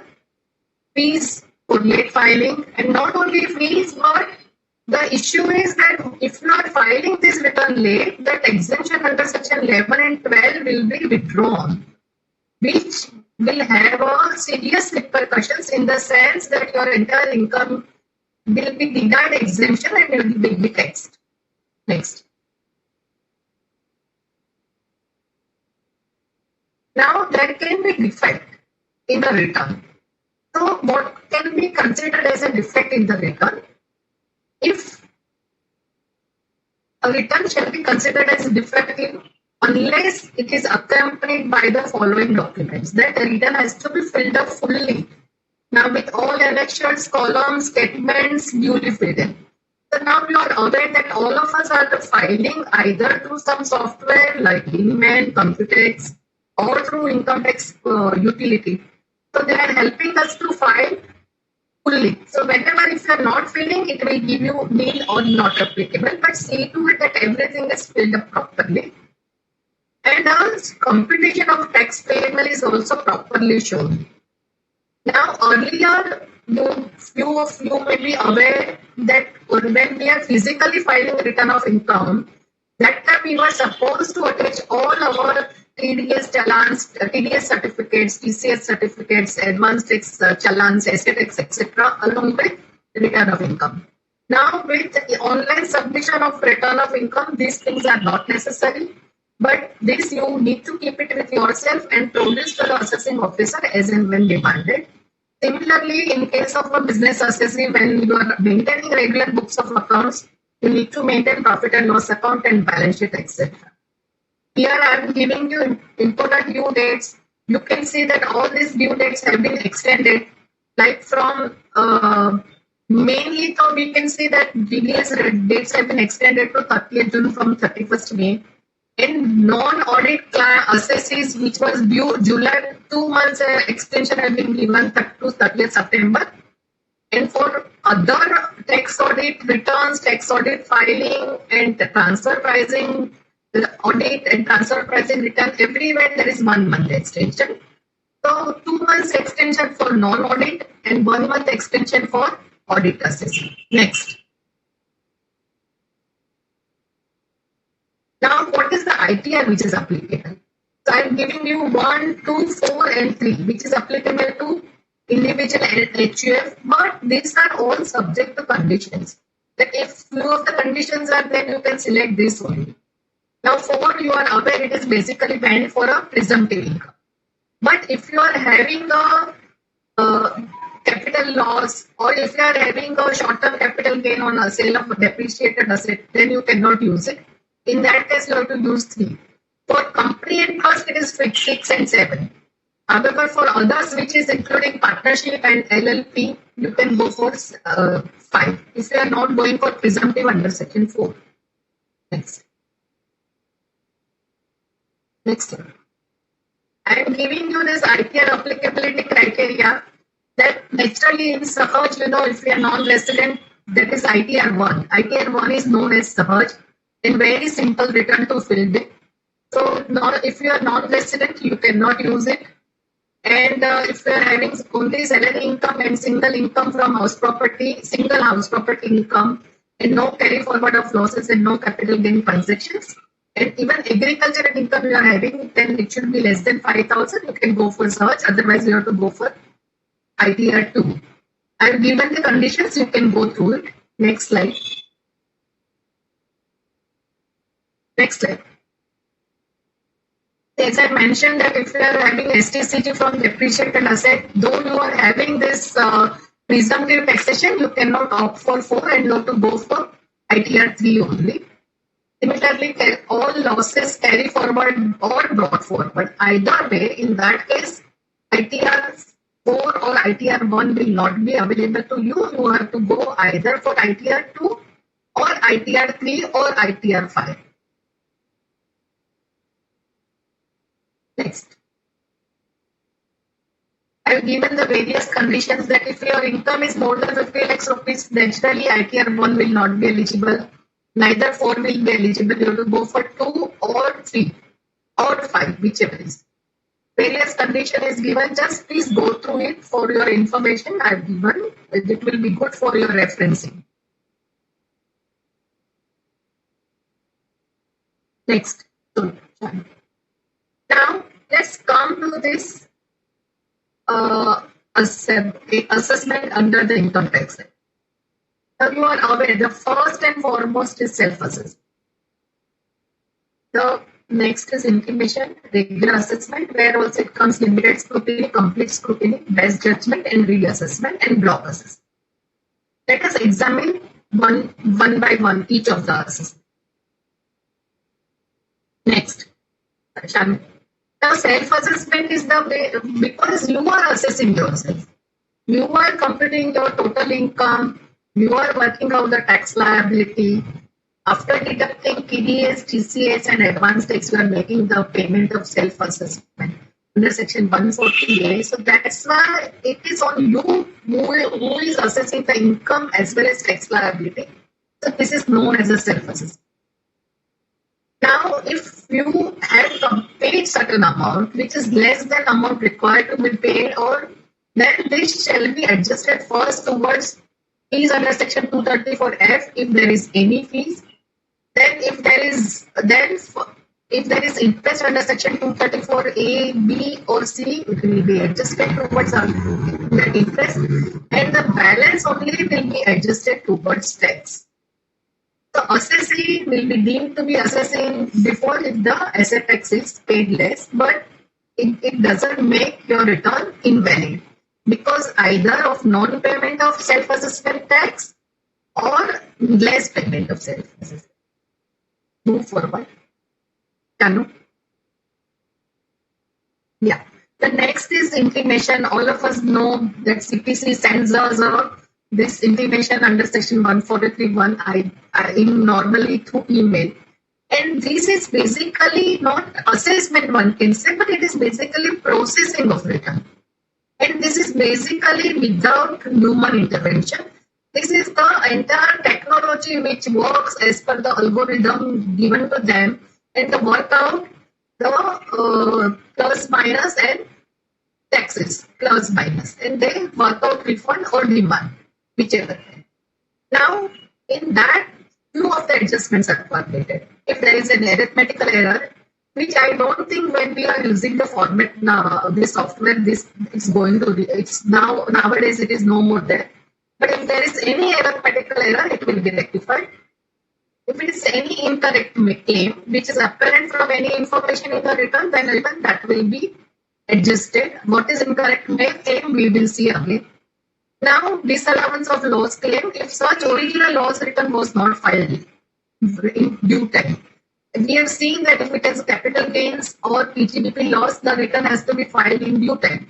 But if you have not filed in due time, say for example, you are having loss of AY 1890, which you are carrying forward, but that loss return was not filed in time, then in that loss, you cannot claim to be set off against current year's capital gain income because the loss return was not filed in time. However, by mistake or by oversight, if you claim this loss set off, in that case, such losses will be disallowed. Similarly, in case of an audit assessee, if your tax audit report has been uploaded and the auditor in his wisdom has disallowed certain expenditures, say for example, travel expenses of 5,000 rupees, and you feel it is purely from business side, but the auditor has already disallowed in PCDA and has uploaded this tax audit report. In that case, though, if you have not considered this disallowance of expenditure as part of your income, then this information, this expenditure will be disallowed. Similarly, if the auditor has given them this income, say for example, some perquisites, some commission received, or some gifts received from the company with you are transacting, you have not offered as an income, and the auditor has shown as your business income.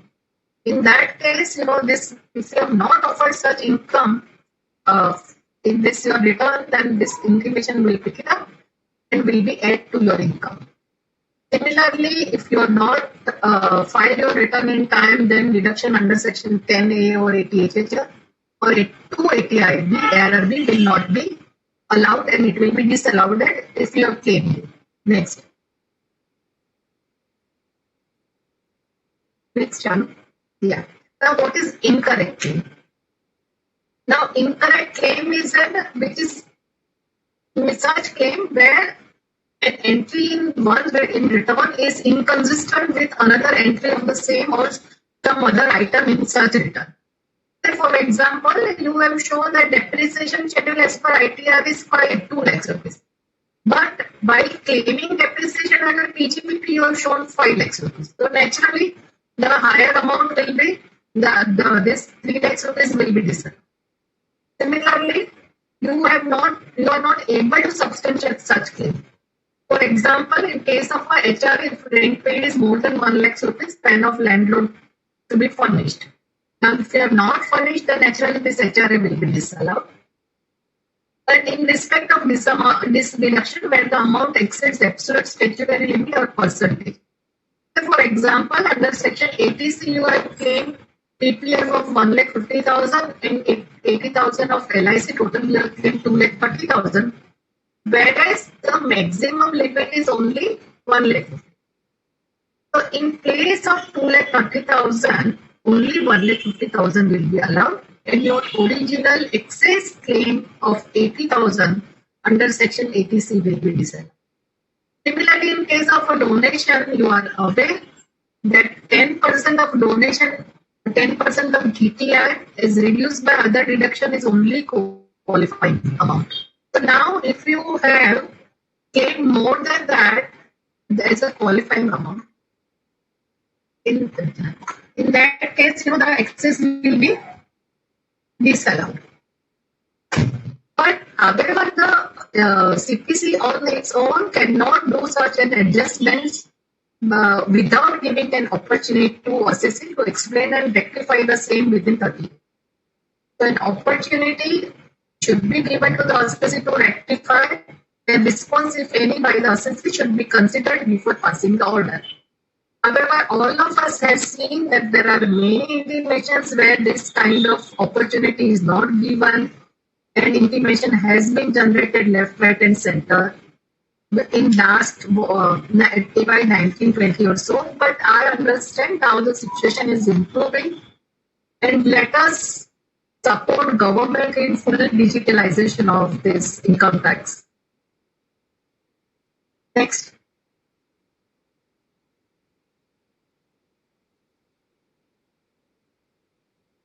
Now again, time limit of intimation is within a period of 9 months from the end of the financial year in which return was made.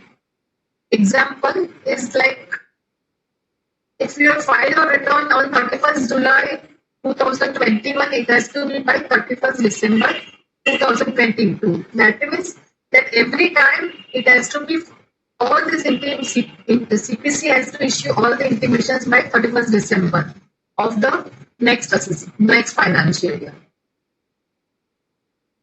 But even if those who have received under section 143 scrutiny notice, this intimation is mandatory because intimation is nothing but processing of return which takes out all arithmetical or inconsistent entries in your ITR.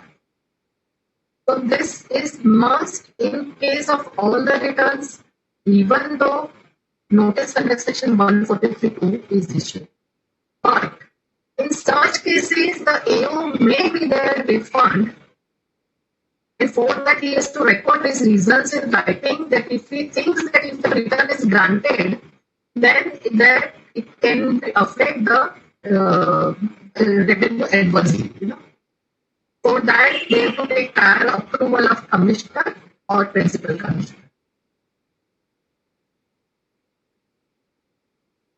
Now, next is regular assessment, which we all are aware as a scrutiny assessments. And this faceless assessment is also on this. Yeah. So now, what is it? Basically, the AO will issue notice under section 143(2) within a period of 6 months from the end of the financial year in which return is filed. Now, so till AY 2021, it should have been within a period of 6 months. Now the period has been reduced to 3 months.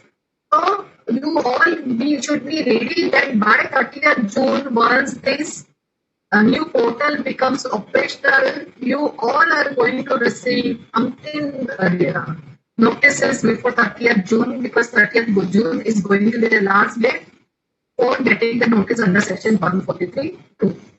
The department is in really hurry. You must appreciate that earlier it used to be 2 years, 3 years earlier in old days. Then it was 2 years, then it is 1 year, and now it is just within a period of 3 months that the notice will be issued. So when this notice can be issued, when the return is published under section 139 or in response to notice under section 142. Next. Why this scrutiny assessment? Because AO wants to ensure that the assessee has neither understated income, nor overstated any expenses or loss, nor underpaid any taxes. If he is having either of these, then the notice will be taken out. Now, this is all when this manual work was going on. Now, with full digitalization and central data system, this algorithm has set in, and the system itself will take out the notices, of course, with input of officers, field officers. Now, AO may conduct the scrutiny by serving notice in time within a period of 6 months, I have told you, and now this has been reduced to 3 months. After hearing such evidence as the assessee produce and such other evidence which the AO may require, and after considering all the materials which AO has gathered, he will pass an order determining the total income or loss and the demand payable or taxes. You are aware of old days, that physical scrutiny. when the assessing officer used to issue notice, and we used to go either with books of accounts or with a copy or with this pen drive on which accounts were there, and along with vouchers, and then they used to explain orally face to face to the officer the entire case, and the matter was, goes for 2, 3, 4 meetings or 5 meetings. And after gathering so many documents or after giving so many explanations in writing, the AO used to pass an order. With that, those days are over. Now, post that, there was e-assessment. That one used to go, that one can select on that e-proceeding step, and one used to select e-assessment. And used to, rather, it was not e-assessment, but we used to send data through email, and the person used to acknowledge through email, and any further questions or further inquiry used to come through email. But this system was not perfect, and even at times the AO used to call us that, मैं समझ में नहीं आ रहा है, ये limit statement में ये shares कहाँ से कहाँ गया, जरा समझाओ, और आपके कैपिटल गेट में क्यों नहीं दिख रहा है. So all those things used to happen, but now the things are going to change so much. Totally 360-degree, and one must appreciate the speed at which the government has computerized the entire system. It is mind-boggling, and let me assure you, my friends, that nowhere in the world, no one has taken computerization so quickly and rather so successfully. You should be proud as an Indian. Next. Now, immediately that you are aware that there are certain criteria which has been given, that if there is some excess cash deposited or some transactions of shares, or there are few criteria which have been selected and then cast, that is computer assisted selection of scrutiny is used to happen. If there is a mismatch of IKEA data with AR information, that SFT which are submitted, and there is a mismatch between 26 A's and between the return file, then all this limited scrutiny used to happen, which is still there. Now, only the scrutiny will happen only for the reasons and issues for which the notice has been issued, not beyond that. But if the specific reasons or issues for will be, your scrutiny will only be limited to such reasons or issues. Say, for example, there are huge borrowings, and the notice has been issued for verification of loans and genuineness of loans and genuineness of lenders. In that case, your scrutiny will be limited only to that. And the AO is not free to travel beyond that and to go for another issues.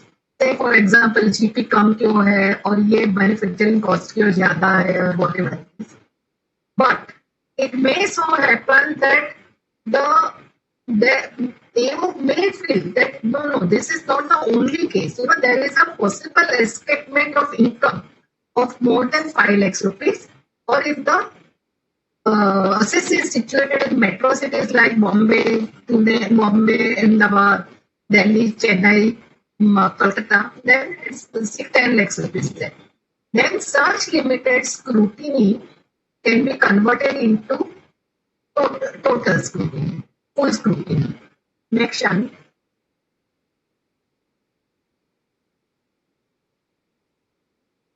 So, this, if it is there is a prior approval of the principal CIT, or CIT has to be taken. Then only this can be converted into full scrutiny, complete scrutiny. Next, Shanu. So this is the process which I have shown, that there is a mandatory issue and service of notice, then issue of notice, calling for information, issue of show cause notice, if AO intends to make certain additions and disallowance to the income of the assessee. Earlier, what used to happen, that you go and discuss with the AO 4, 5 times, 6 times, and the issue is one, and suddenly one fine day when you find the order, the AO has added some has made some huge additions without giving a hint to us, So now this is no more there. The show cause notice has to be issued to us, to the assessee, that he wants to make certain additions or disallowances. And the assessee should be given an opportunity to reply. Post that only the AO can take the step based on the reply and evidences produced by the assessee. In between, the AO has power under section 133 call for the information from any other person. Say, for example, if you have borrowed funds, then you can send 133(6) notice to the your lender for requiring the details of their return, their ITR, their bank account, etc. Similarly, they can call from your vendors also at what rate the share materials have been sold to you. Similarly, there can be valuation reference to valuation officer also, where it is necessary for them to value investment or immovable property or any other asset. In the next channel. So this valuation officer shall estimate the value after taking into account such evidences as the assessee may produce and any other evidence. Valuation officer shall send a copy of the report within a period of 6 months from the end of the month in which reference is made. And on this also, the assessee should be given an opportunity for considering the report of valuation officer for assessment and reassessment. Next time.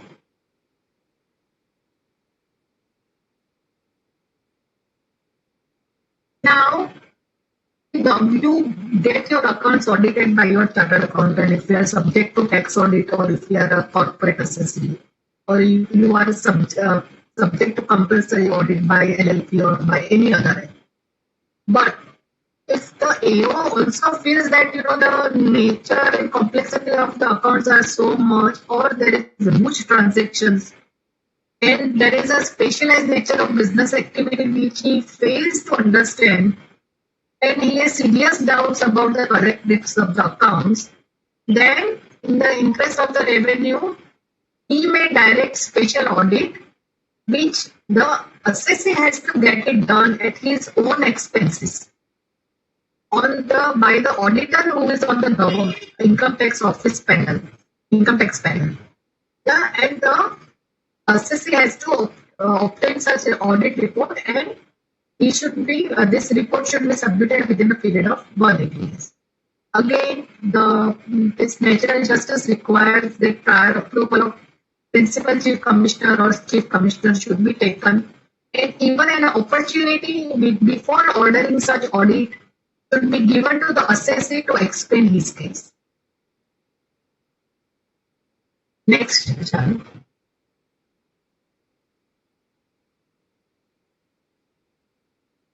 Next.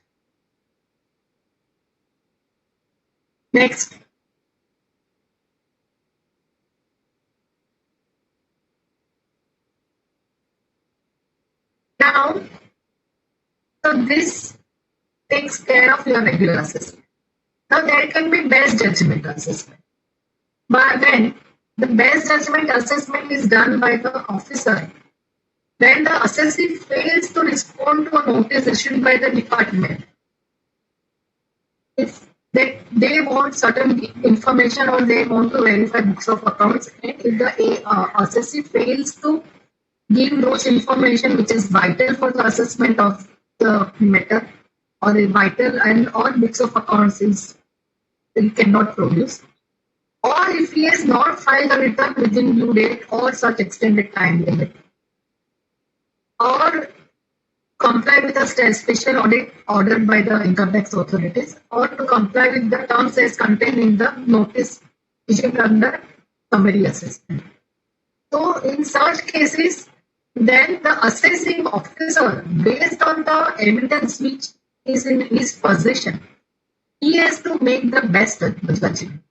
So it is not that he can do whatever the way he is. he has to arrive on the basis of evidences and documents and data available to him. He has to pass the best judgment order. That is section 144. I have given time limit. Again, the time limit is till 21-22 is going to be 9 months from the end of assessment year. So everything is very quick. Now your assessment is going to be over by your 21-22 ends by 31st March 22. So by December 22, your assessment should be also over. So by June, you will get the notice, and by December, your assessment will also be over very fast and very quick. So for practitioners like us, we have to be always on our toes. And whenever any notice is received in the portal, immediately respond. Either respond giving the details, or if the details are not available, please ask for an extension. This is going to be very quick, and if there are no opportunity or if some best judgment or assessment happens, the litigation nowadays is very costly. Next.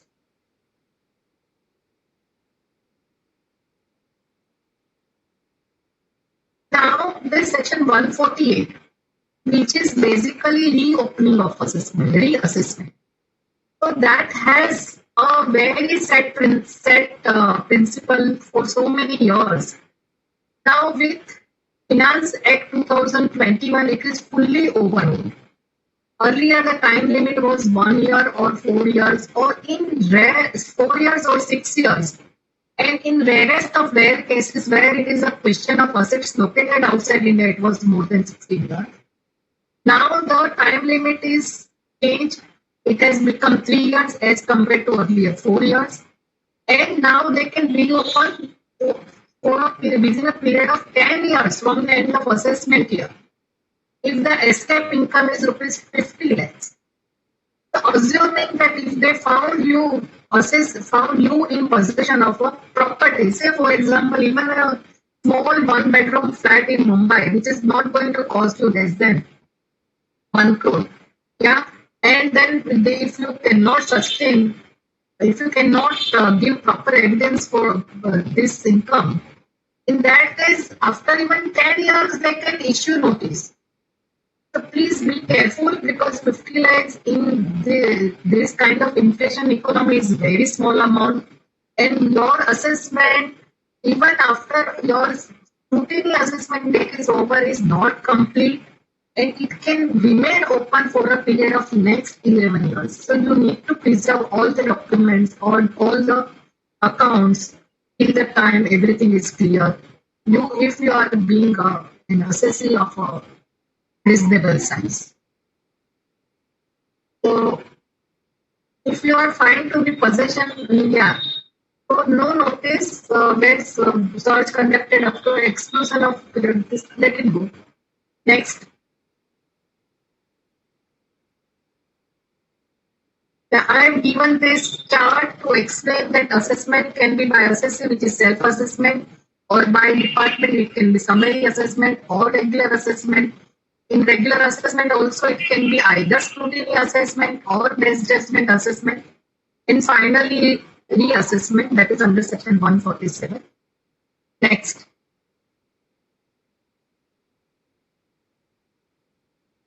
Now, this is the old law relating to the income assessment, escaping assessment, that is reassessment.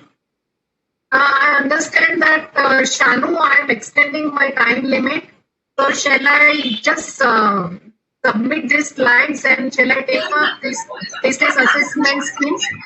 Yes, ma'am, you can do that. And after your session, we are going to take question and answer session. Sorry? Hello? Yes, ma'am. Yeah. You can continue with your PPT, and after your session, we are going to take questions from the participants, ma'am. Not able to hear you, Shanu. Ma'am, you can continue. I can continue. Okay, ठीक है. Well, now this income escaping assessment under section 147, that is the old law which I am referring to. This entire thing was very settled for so many years, settled by so many case laws. And now the totally it has been overhauled. But let us understand what was the old law which is prevalently in there. So when the assessing has reason to believe that any income chargeable to tax has escaped assessment for any assessment year, he may assess or reassess such income and also any other income chargeable to tax which has escaped assessment, which comes to his notice subsequently in the course of proceedings under it. Now, he should have reason to believe. It is not automatic that the assessing officer after 4 years has woken up and he thinks that, no, that person has not offered his capital gain properly or I must reopen. No, that kind of blanket permission is not there with the officer. Even today, he must have a tangible material on which his belief is based. If such belief is based on such tangible material which was not available to him at the time of original assessment, in that case only he can reopen the matter. Next.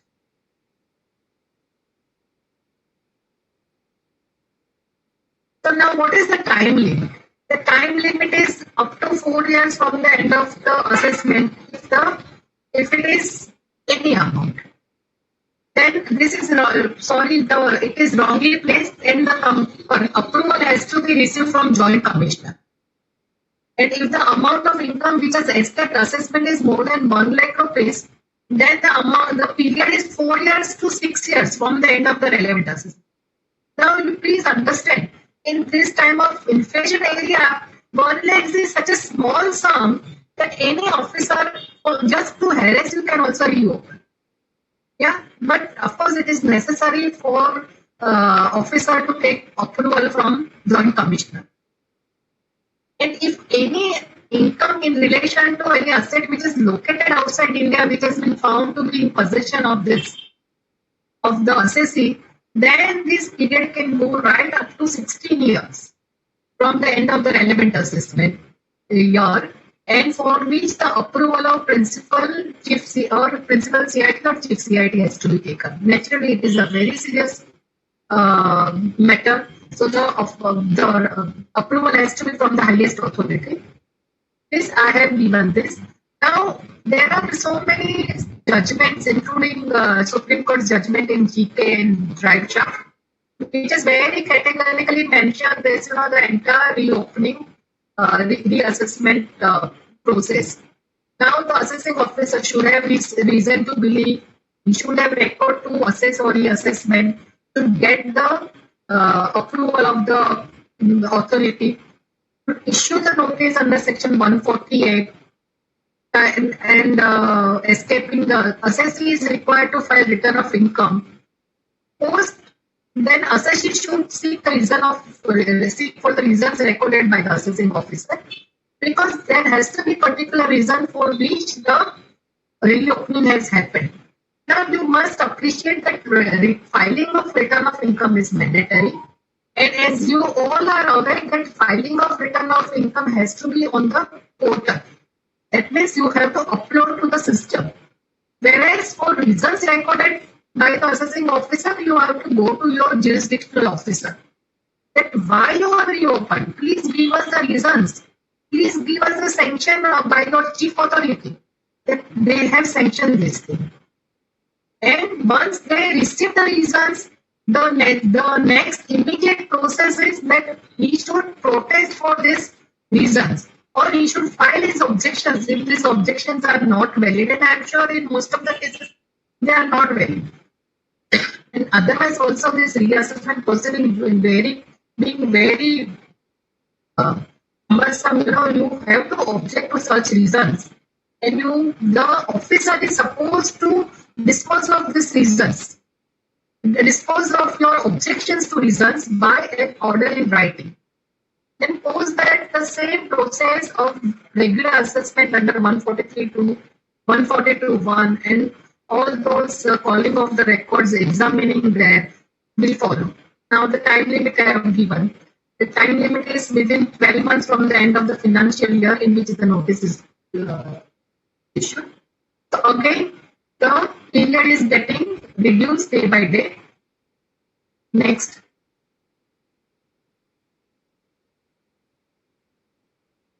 So this I have given that where it can be said that income has escaped assessment.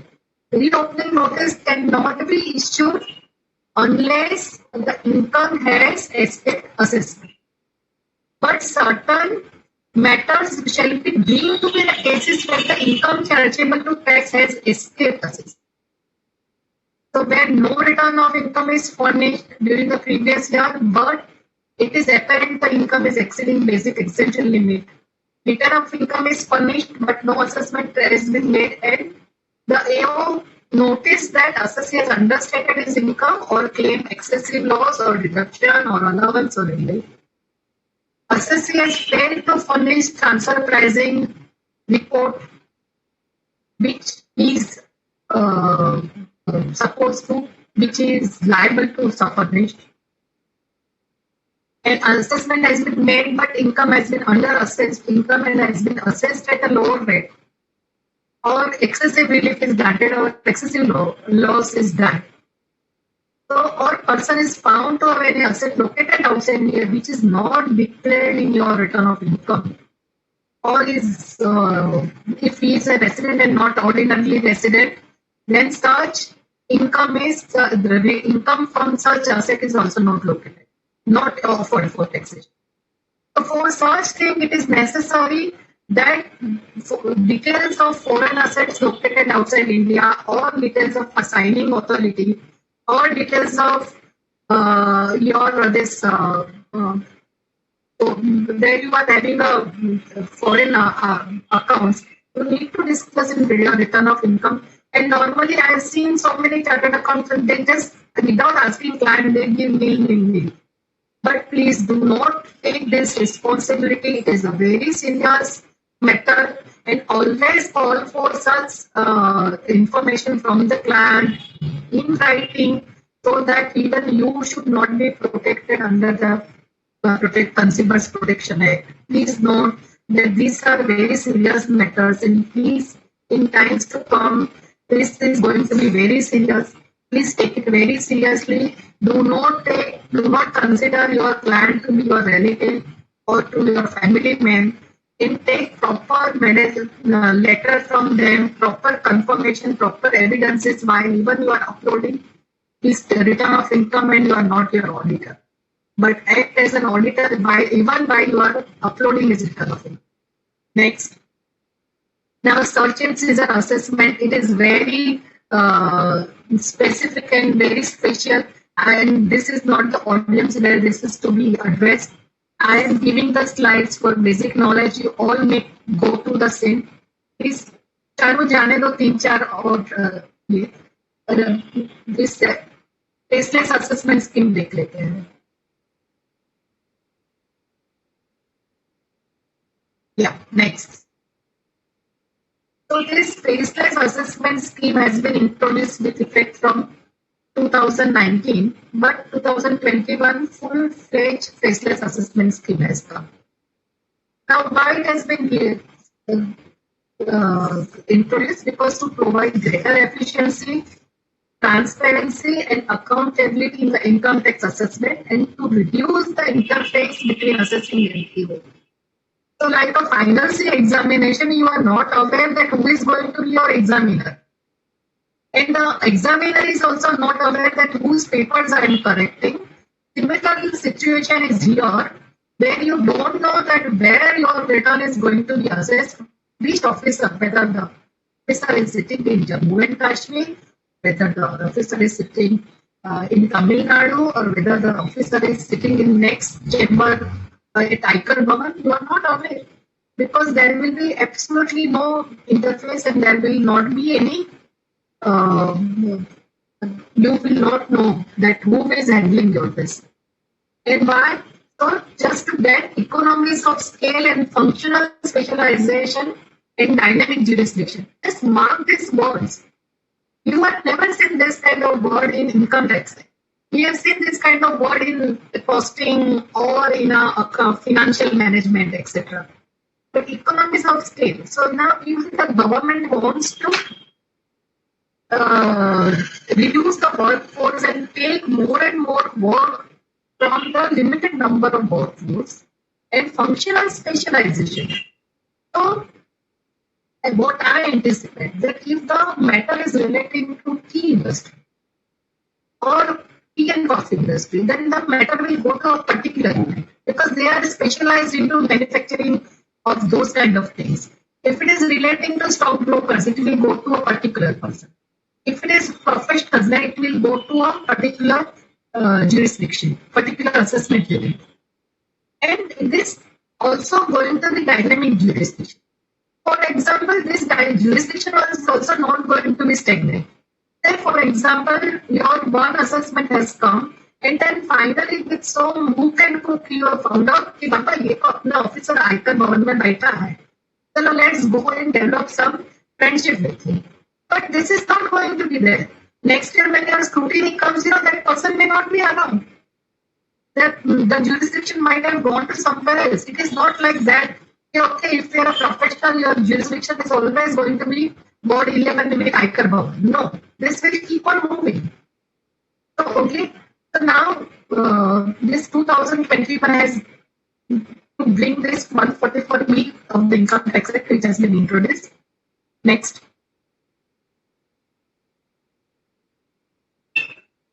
So the central government has made a team by this, the power has been given under section 143.3 to impart greater efficiency, transparency, and accountability. By eliminating interface between AO and assessing in the course of proceedings to the extent of technology feasible. So you are not going to meet your officer. Everything is going through portal only. Now, this optimizing of utilization of, we have seen this, and introducing team-based assessment with dynamic jurisdiction. So this is not going to be a area-wise or a work-wise. It is going to be a team-based assessment and dynamic jurisdiction. Jurisdiction is going to keep on changing every time. So this is basically to give them transparency, but also to take care of rampant corruption which was there in the department. So I feel this is a better opportunity for women chartered accountants who I consider more or less are in favor of, are always following team practice.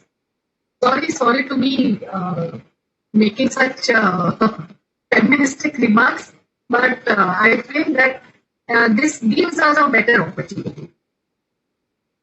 This National E-Assessment Center is formed, which will be, it's like a central hub between taxpayer and the income tax department. And it will be headed by Principal Chief Commissioner or Income Tax, Chief Commissioner of Income Tax. Now, then under National E-Assessment Center, there will be Regional E-Assessment Center, where there will be 4 units. One is assessment units, one is review units, one is technical units, and one is verification units. So see, here these verticals have been built based on the work which they are going to undertake. So for example, assessment unit will take out the which are the issues which may come for the assessment. What are the pointers which one should be seen. Verification unit is that who will verify the details which have been submitted on the basis of notice which has been issued. Review unit, the technical unit is the unit which will give you assistance, which will give assistance to the assessing officer or assessing this e-assessment center for all, whether legal or whether financial or whether data analytics or whether forensic or whether finance. Any technical guidance is needed, the assessing officer need not go to his next door officer friend, but he can approach to this technical unit and they will provide. So let me tell you what I anticipate, that you have heard about this, that data trail you have to maintain, which has been postponed by 1 year. So now with this data analytics where, so many team is available, they can immediately verify that where the data has been changed, where the data has been amended or updated or why. They can ask you the reason why this has been done. Because this technical unit with all these forensic techniques and all other mathematical techniques, they will be well equipped. similarly complex legal provisions, which one that small officer sitting in this local office was not aware of. He may still not be aware of, but this technical unit will give him the assistance. Now, all this is the scheme which I have explained, which is the composition. Now, in next 3-4 slides, I have shown how the system is going to move, which all of you can go through. And normally, I think more or less it is all of us are aware. One more good point that there will be no coordination between the officer, between the this assessment unit and you. Everything will pass through this national assessment unit, and all new notice and communication will have been. So when next time when you go to, say for example, if you go for a faceless appeal or if you go for faceless penalty, everything will be available on the government portal. So this is a good thing in a way that everything is available. You don't have to keep on repeating one by one. And one more thing, that draft assessment order will be furnished to you before finalizing, and show cause notice will be also furnished to you if they feel that the order can be prejudicial to your interest. That show cause notice, the time limit will be given. You respond to that show cause notice so that principle of natural justice is preserved. And based on your this response and based on the evidences which they have collected, the order will be passed. So this is the one good thing.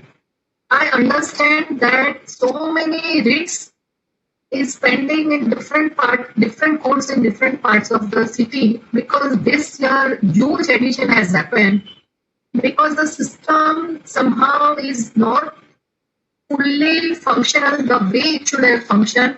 But take it from me, this year or two in which this kind of hiccups will come. Finally, the way things are moving, the system will run smoothly within a period of year or two.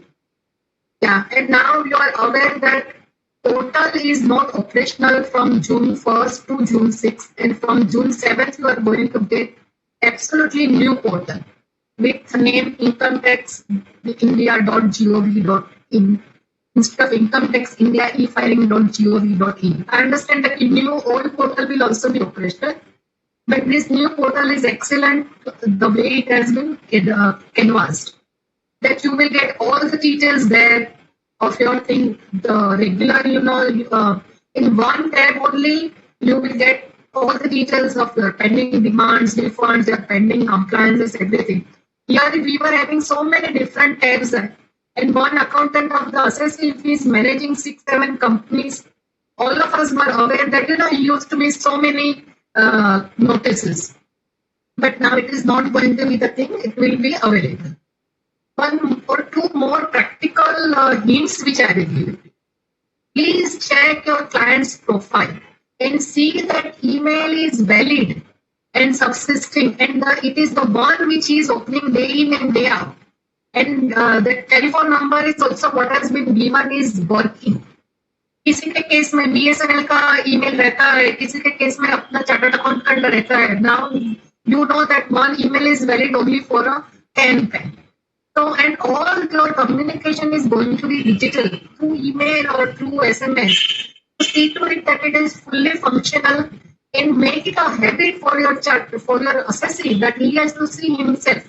Don't take any responsibility on your head to check this. Otherwise, you will be in suit. Let him handle his own responsibility. And whenever any notice is coming or whenever he is receiving, tell him to send him from his email address to you, so that he should remain aware that this is happening, and within a period of 15 days he has to respond. So these are few of the points which I would like to share. And and this again, this mobile app is also going to be developed like GST, where using the JSON file you can upload the return like a quick thing. And your refund is also, your intimation also will come very quickly, and refund also in few days. Naturally, the government, when the interest rate has fallen down so much, they cannot afford interest of 6%. So they will also start issuing refund as a result. Thank you for a patient hearing, and I'm extremely sorry for the technical fault on my side. But let me assure you, I'm practical, I'm quite techno savvy, and this is the first time it has happened from my end. Extremely sorry. Thanks. Ma'am, please, there is no need to say sorry again and again. We all understand, ma'am. These things are not in our hands, so sometimes it goes uncontrollable. But anyhow, it was a lovely and a very comprehensive session.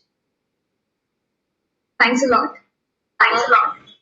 With the permission of everyone, can we move ahead with the query session now?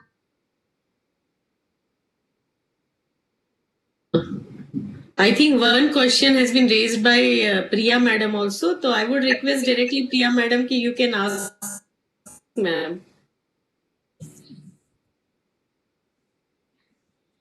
What? Good evening, ma'am. Very good evening. Yeah, I think both the speakers did an excellent job. Their presentation is a ready reckoner for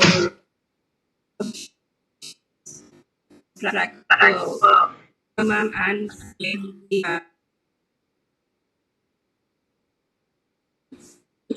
land taken on lease, 99-year lease from Government of India, whether depreciation is allowable on land. Is it for me or is it for the earlier speaker?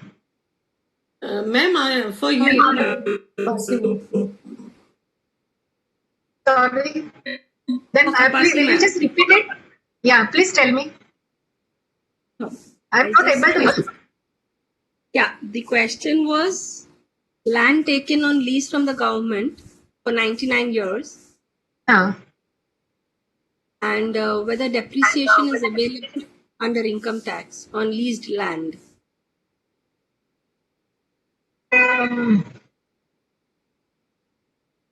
Yeah, I understand that 99 years is a kind of a perpetual lease and it's a kind of a quasi ownership. So considering the reasoning, yeah, the depreciation should be eligible, though the absolute ownership is not with you. However, I am just giving you answer based on my analogy, and I'll come back to you after taking the same. It's only land. So it's okay. I mean, you can move on to the next question. Yeah, we have with us our Vice Chairman, Co-Chairman Pramod Jain, sir. I would request him. Or Divya, you can.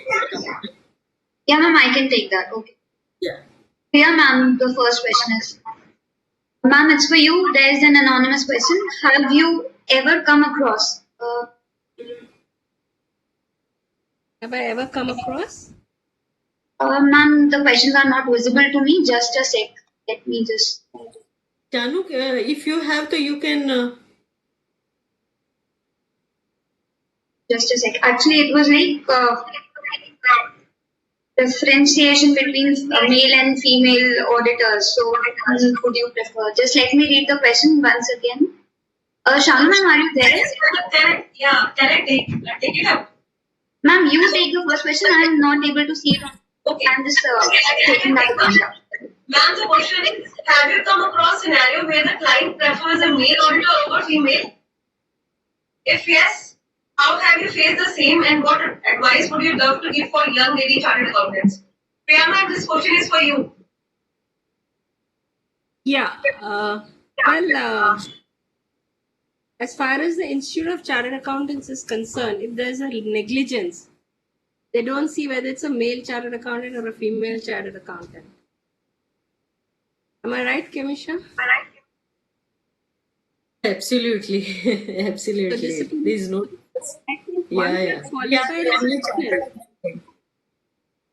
Gender doesn't matter. That's my first response. Well, I started my practice 33 years ago. And in those times, yes, they would prefer to speak to Shailendra, my husband, who's also a chartered accountant, rather than they would want to speak to me. But then I think as you grow and display your knowledge and your capabilities, the gender this goes away. I don't think it is very relevant in any field, in any profession today. Not only CA.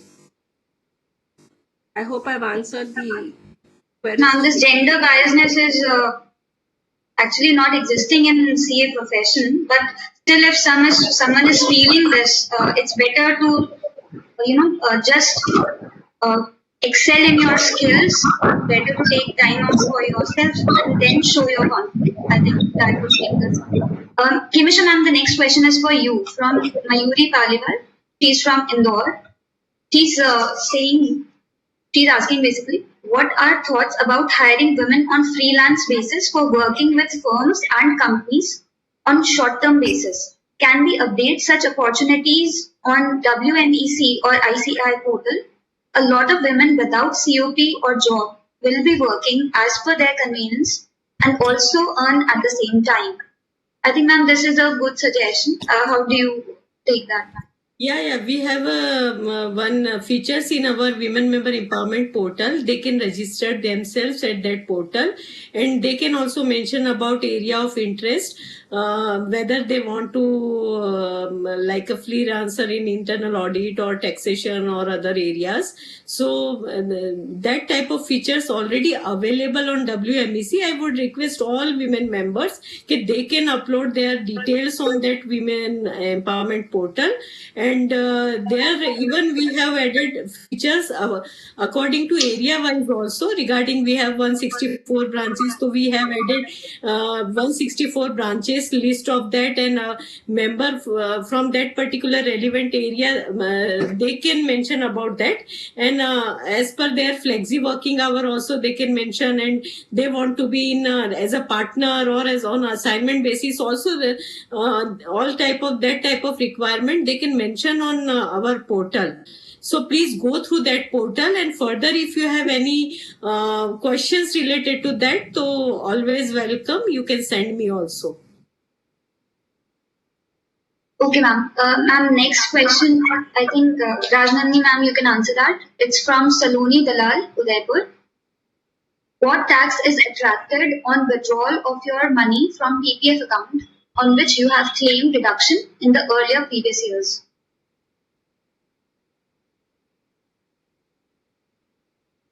Rajnandini ma'am? Yes. It is completely tax exempt. PPF, whatever withdrawal we receive from PPF, it is completely tax exempt. Perfect, ma'am. Next question is from one of our participants from Cochin. Namita. Okay, Namita is the name. She is actually appreciating the session. The session is good. The topic, it's very exclusive session, she's saying, and it's particularly for the lady chartered accountant, and they are very benefited out of it. So she's just appreciating. The next question is for Kemisha ma'am again, from Sonia. She's from Delhi. She's asking that she's good at writing. What kind of work and from where to get that? Ma'am, again, I think you have answered it from the portal.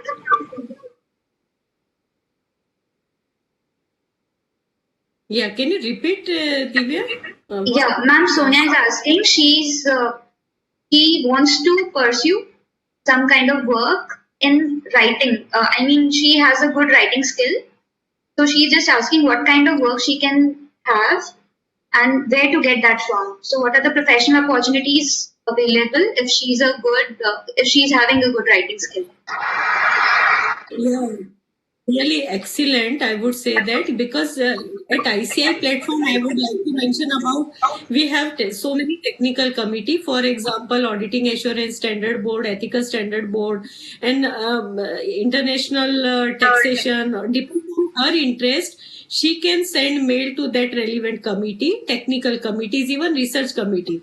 And because we are releasing so many publications, so in that particular publications, institute also hiring for that development of material, and even board of study also required that type of people who has expertise in that particular area. So they can send according to her interest in that particular relevant committee. And also she can send her detail to WMEC, so WMEC will revert in detail that particular. And even in open, I would say that in practice also and in other areas also nowadays content writers require in so many areas. So that is really an excellent, matlab, so many professional opportunity related to that. Ma'am, next question is for Rajnandini ma'am, I guess. It's from Anuja Mittal, Jabalpur. Break-even point discussed in previous slide. Maybe she has come across something called break-even point is for total amount or deduction amount. Maybe she can see the slides later on and then she can answer that. I don't think this is a relevant question. Or you want to take that up, Rajnandini ma'am? Break-even point, actually, I did not get the question properly, I guess.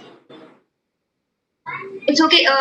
Rajnandini ma'am would be answering it to you later when you have the presentation. I hope on seeing the presentation, the question would be more clear. Yeah. So, yeah. Let's move on further. Yeah. Okay, we can take the closing remarks now. We are well over time. Like. Sorry, ma'am, I could not hear you. I'm saying, can we take closing remarks now from Pramod Jain, sir? Ma'am, we have just one or two questions more. Maybe we can take that. Or as you say. Yeah, No, I suppose you should continue. There is no issue. I've got certain another meeting, so I thank each and every member. Please continue. Thanks a lot. It was great. Thank you very much. Okay, sir. Okay. We have a question from Kochi. The person is P. Subramaniam Iyer. Is it that rectification of defective return can be done only if AO makes an order, not voluntarily by assessee?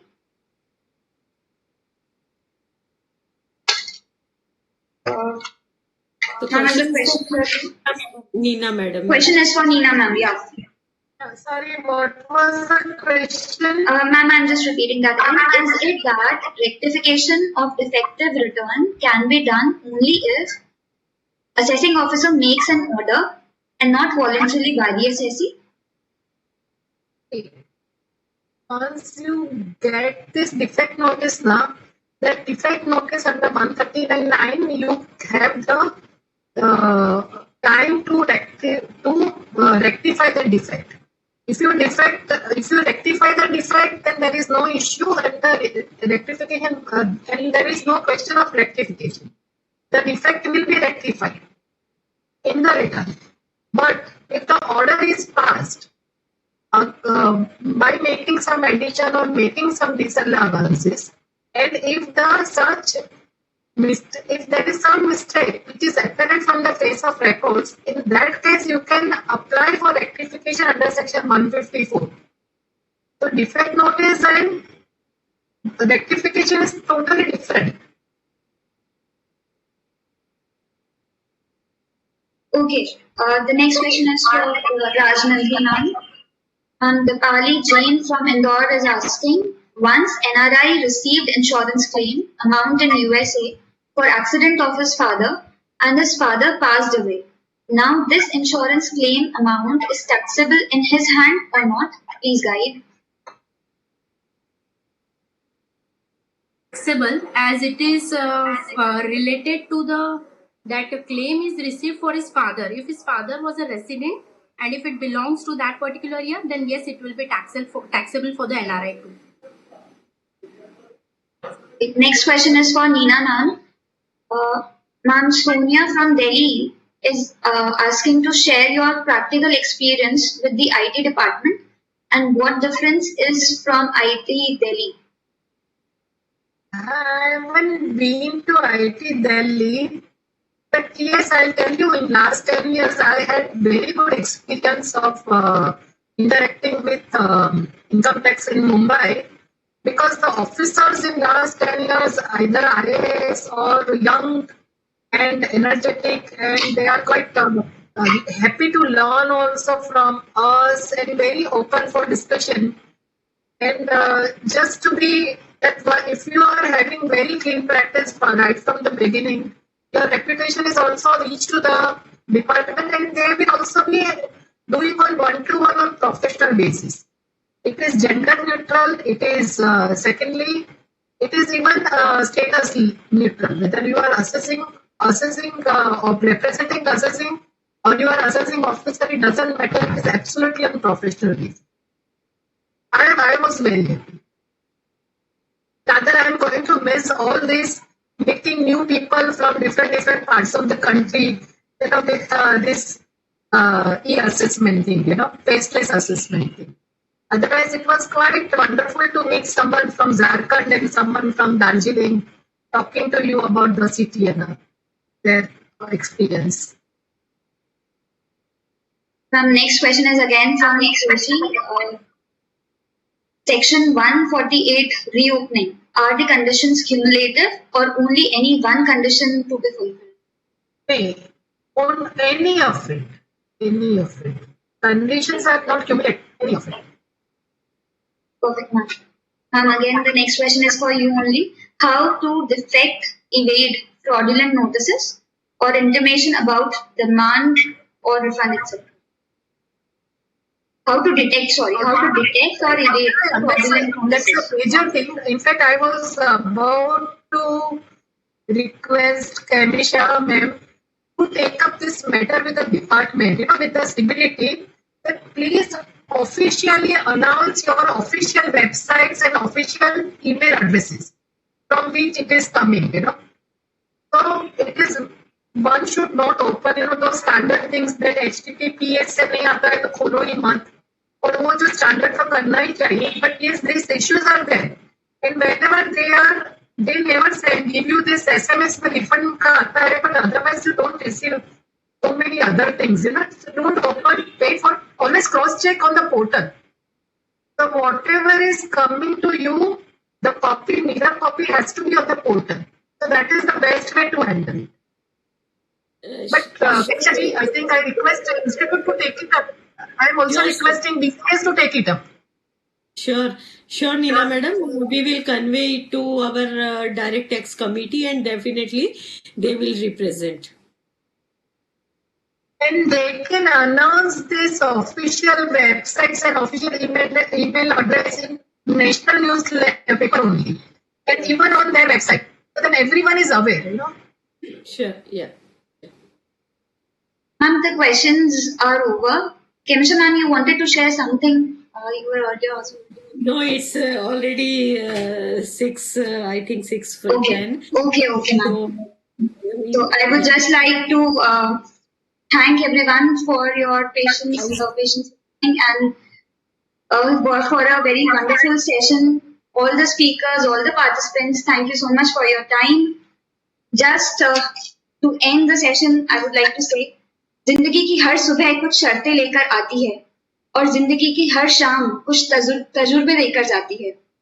So I think this session was good enough to give us a very rich experience from all the ladies over here, and we have a lot of tajurbe with us, and we can explore what we can do now. So yeah, happy learning.